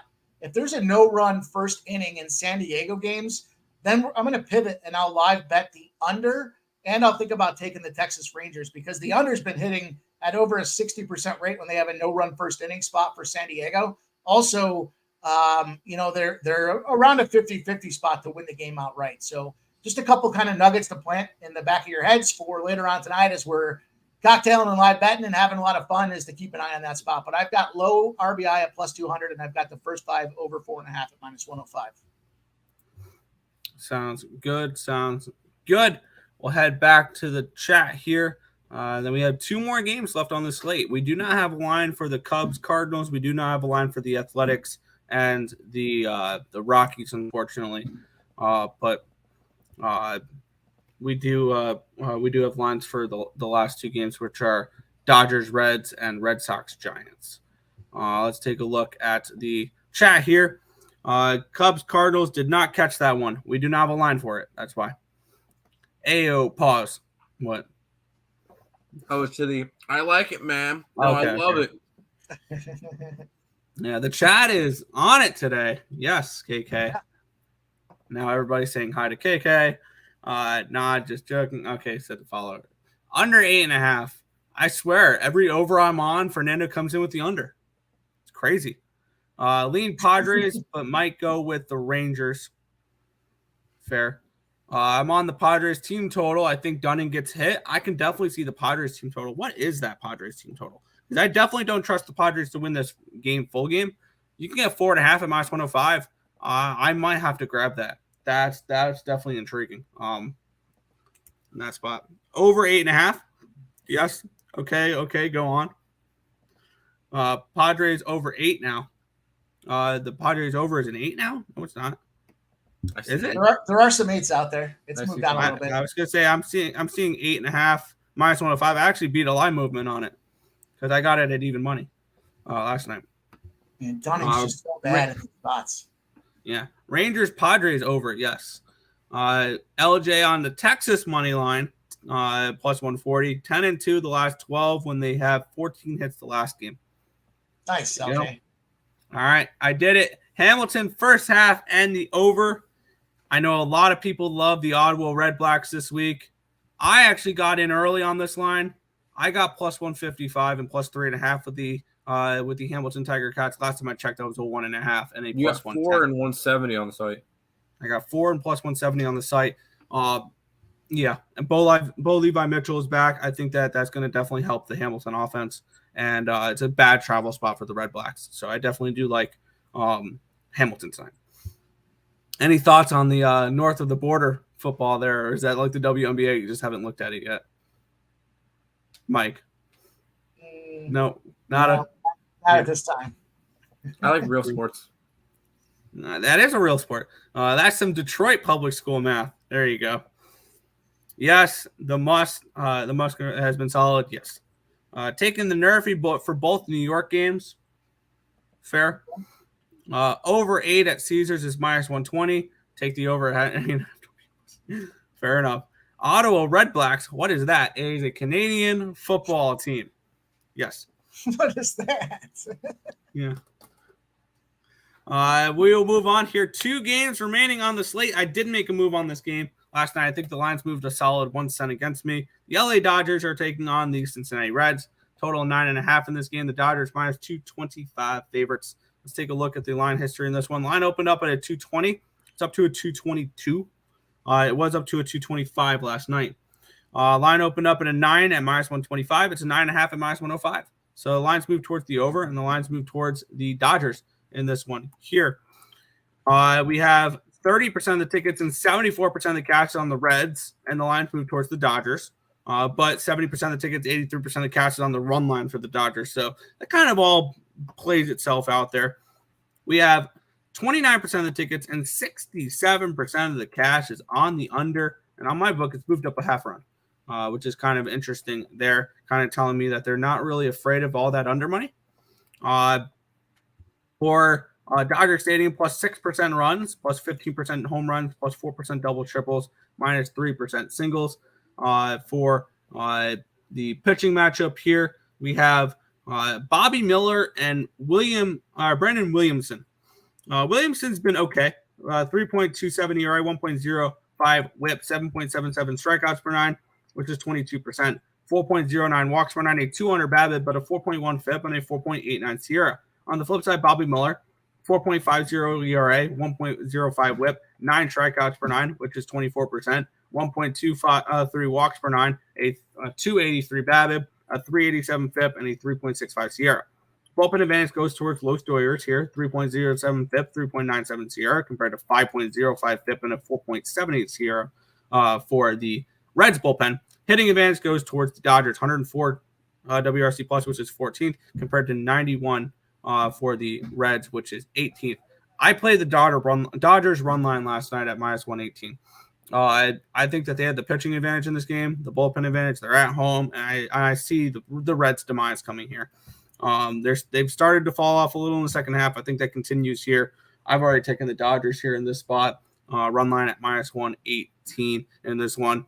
And personally, if I had my hip to be square parlay today, it's the Twins and the Dodgers. Mike, what's your thoughts on this game? What's your thoughts on a Twins-Dodgers square parlay? I can't fault that thing. It sounds really good to me. I can't fault it. I like the sounds of it. I like it. I love it. And here's a spot that I'm going to go to as well. I'm not sure about Miller and I'm not sure about Williamson. They're both in kind of suspect positions for me.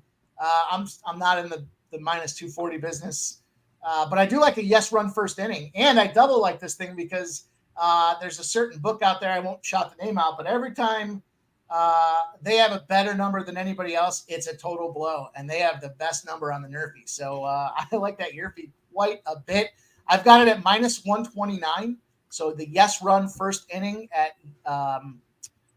minus 129. And I'm going to go with the spot that's kind of one of the favorites that I've been kind of playing around with this year is my guy, Freddie Freeman. Freddie Freeman on fire. He took that All-Star game in stride. He had a lot of fun with it. He talked a lot of smack. He's got 7 of his last 21 home runs in the month of July. He's got 4 home runs in his last 6. His home run price is at plus 400. But I'm going to go to his RBI at plus 150. The plus 400 number is the teetering point for me to start considering. I don't think there's enough ROI when you're taking, home runs under that number. But for me, Freeman's 1 for 3 against Williamson. Williamson shooting out a 4.60 ERA and a 4.95 road ERA against left-handed batters. Certainly a strong opportunity. He's playing less, strong against left-handed batters. Freeman checks a lot of boxes for me. So I've got the Freddie Freeman, 5 multi-hit games in his last 9. He's got a hit in 6 of his last 9 games as well. If he gets to those 2 hit spots for us here against the Reds, who have been playing in an over spot, coming on the road against a tough Brewers series that they had, seemed like 2 or 3 times in a row. I got the Dodgers, Freddie Freeman, RBI plus 150, and the yes run first inning. There we go. Tim, your thoughts on this one here, Dodgers and Reds? I kind of want to take a shot at the big plus money with the Reds. Can't get mad at that. I don't know. We always seem to see the Dodgers at big plus money at home against certain teams like the Reds, like the Pirates, like the Rockies, and they just seem to lose them. Like, I look at this one, and can I get $2 anywhere?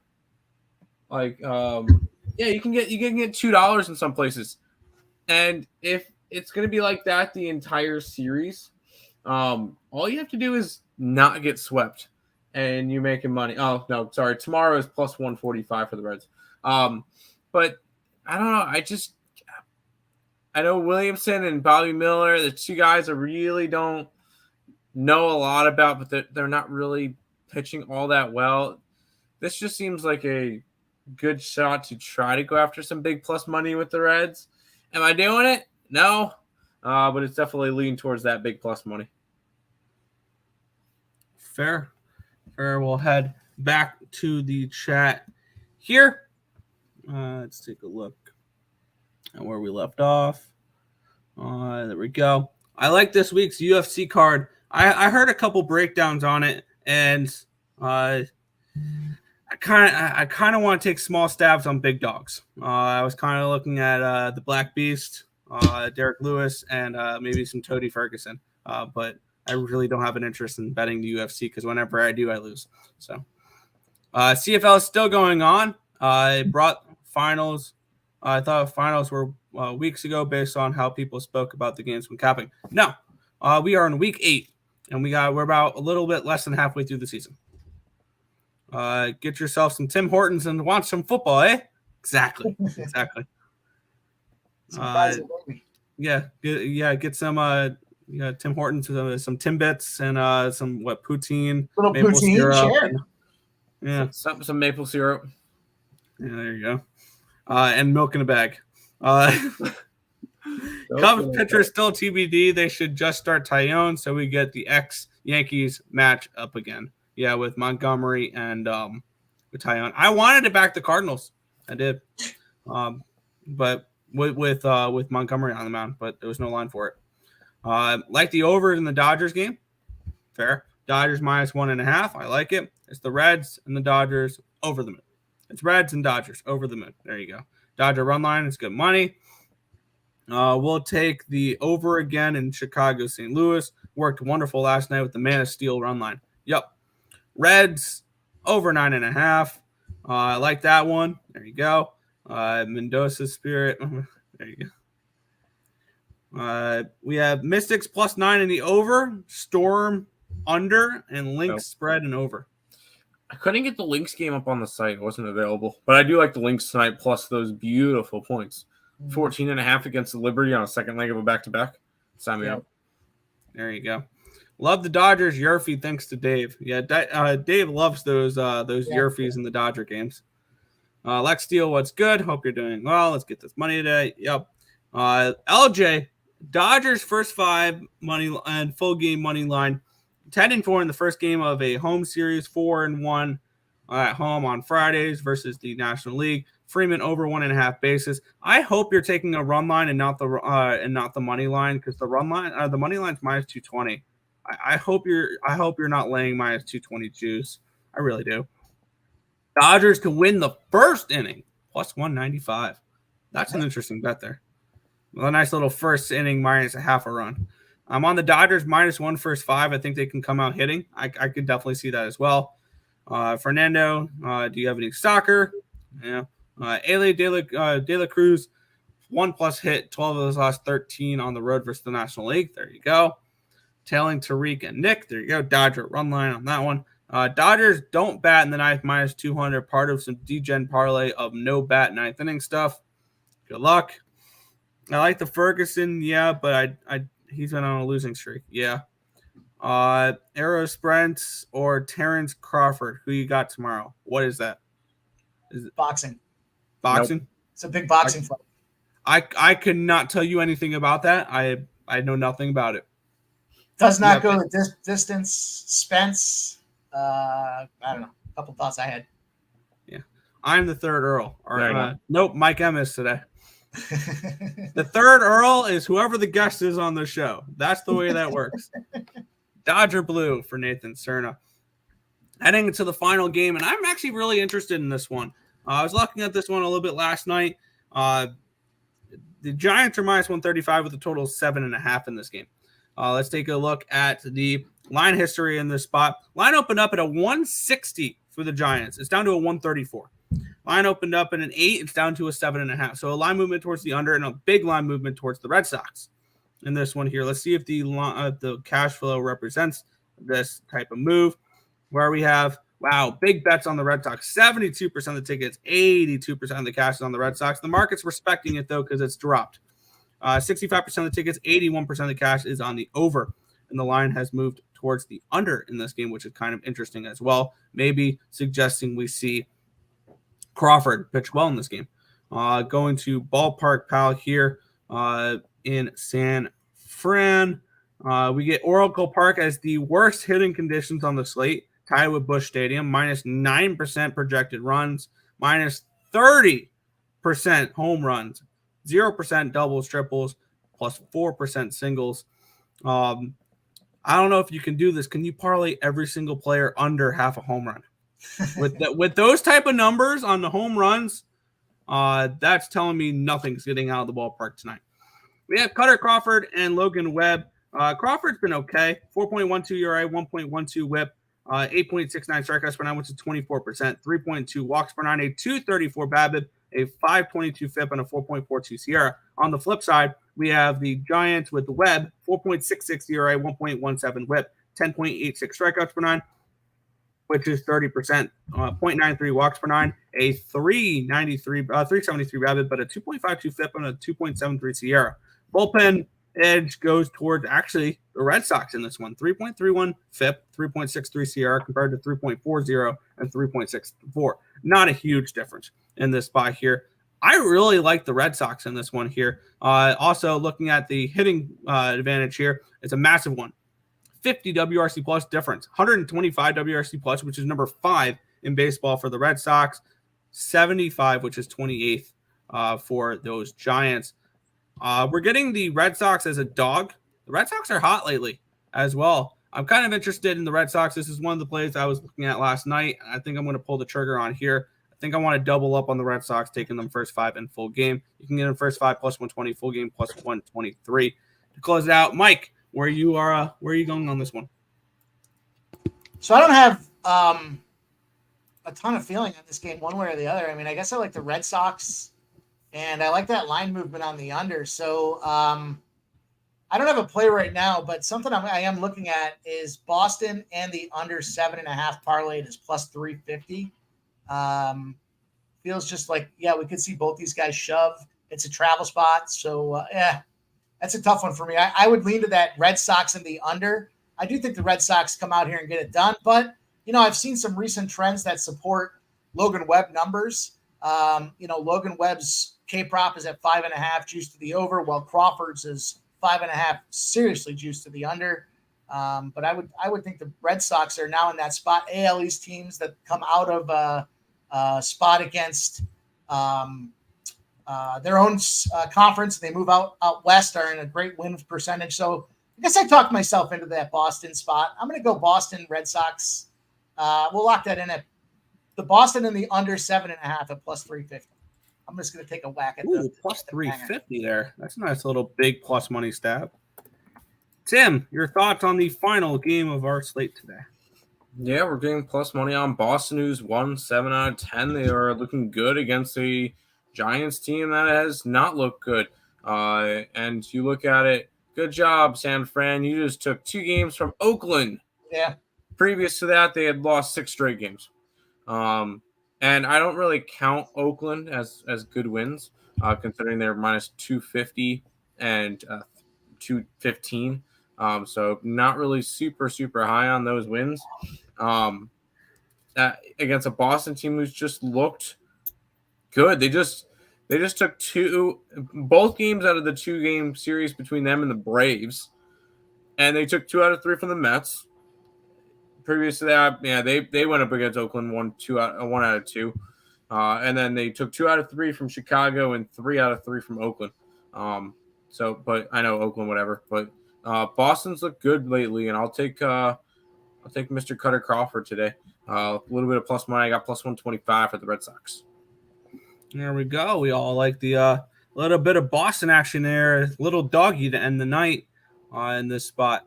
Heading back to the chat, and then we will recap and head on out here. Bro, this weekend, though I got you, the weekend slate is stacked with soccer. There you go. I'll take Spence. It'll be a good fight. Good luck. I know nothing about boxing, and I have no interest in boxing. We are eating today, Mendoza. People say Christmas in July. What the fudge? Thanksgiving on today's card. I'll copyright that. Someone asked for football. I'll be back. 1-800-LEX in 1 minute. There you go. Being the third Earle isn't what it's all cracked up to be. Trust me. Yeah, Lenny's been an honorary third Earle plenty of times. And he will be today at 1 o'clock for Bet Win Repeat on the Picks and Parleys Network. Nerfy for the Giants here. I can definitely see the Nerfy in this spot. I'm the fourth Earle. That is a lock. It's a lock that he is the fourth Earle. Everyone's fighting for the third. You can comfortably slide into the fourth. That sounds like a good play. Exactly. That's a smart play. That's the value play right there. He's been a third Earle a couple of times, though. We've had him on the show before. Yeah. He said, I'm going to be cooking these soccer plays tonight, so I'll be ready for this weekend. Going for another 7-leg parlay. Oh, boy. That's a great way to go 6-1. Fight to go the distance and Spence/Crawford. Crawford by the decision. Might sprinkle the draw.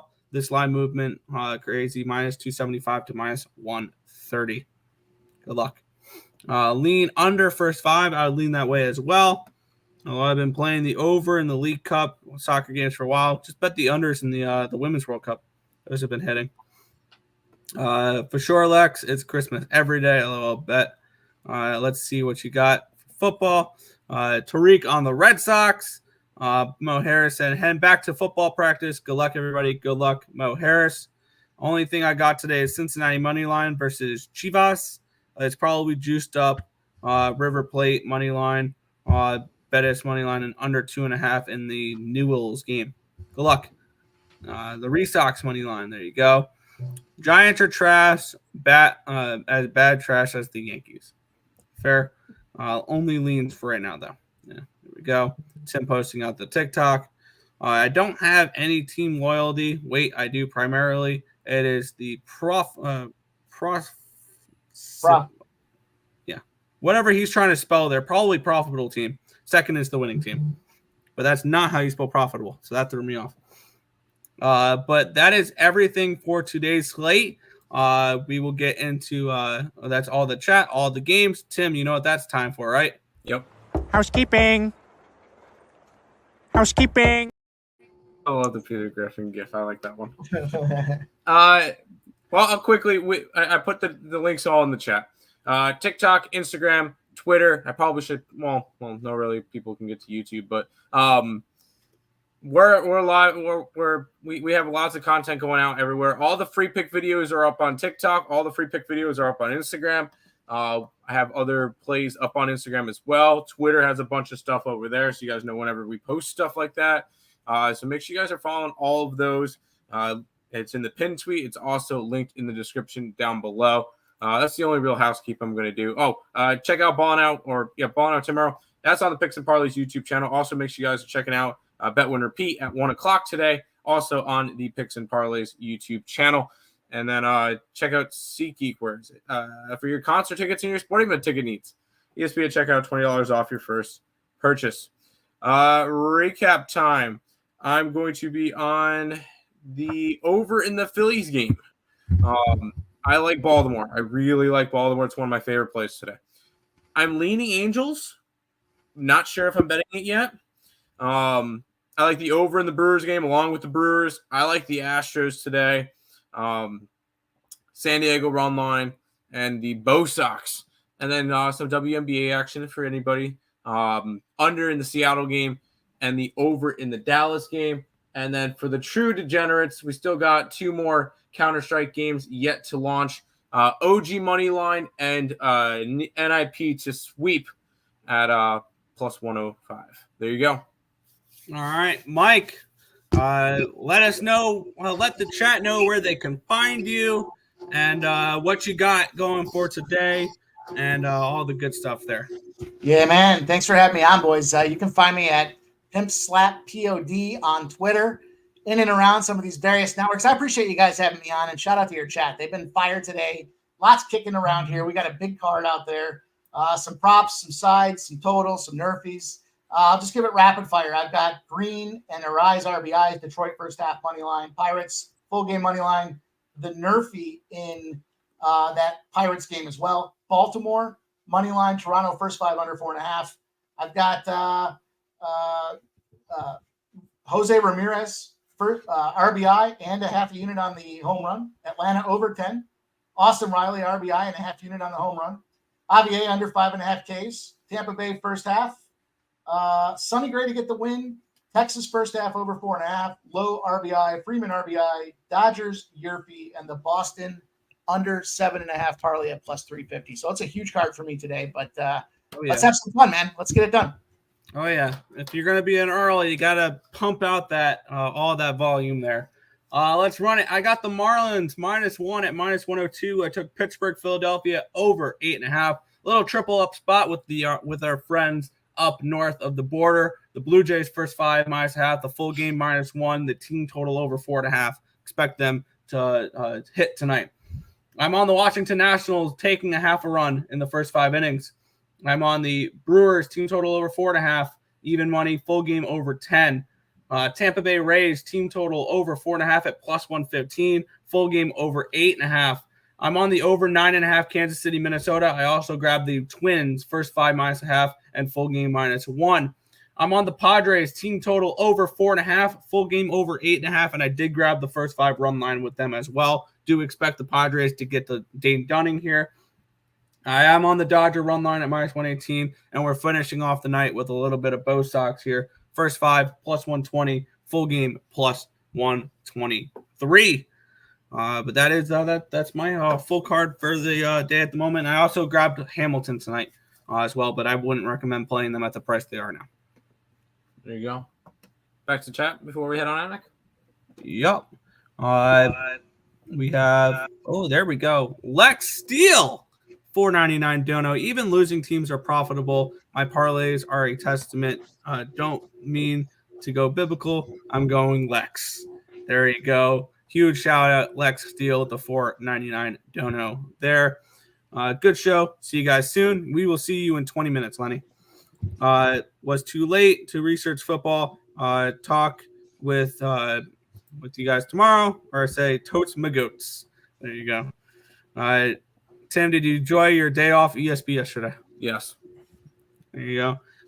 There is the link for that POD's Twitter in the chat there. Brandon saying, great show today, guys. Keep up the good work. Hope everyone hits today. Good luck. Excellent show, says Rise. I'm not even a Twitter person, but PimpSlapPod. I gotta follow. There you go. It is it for today's show.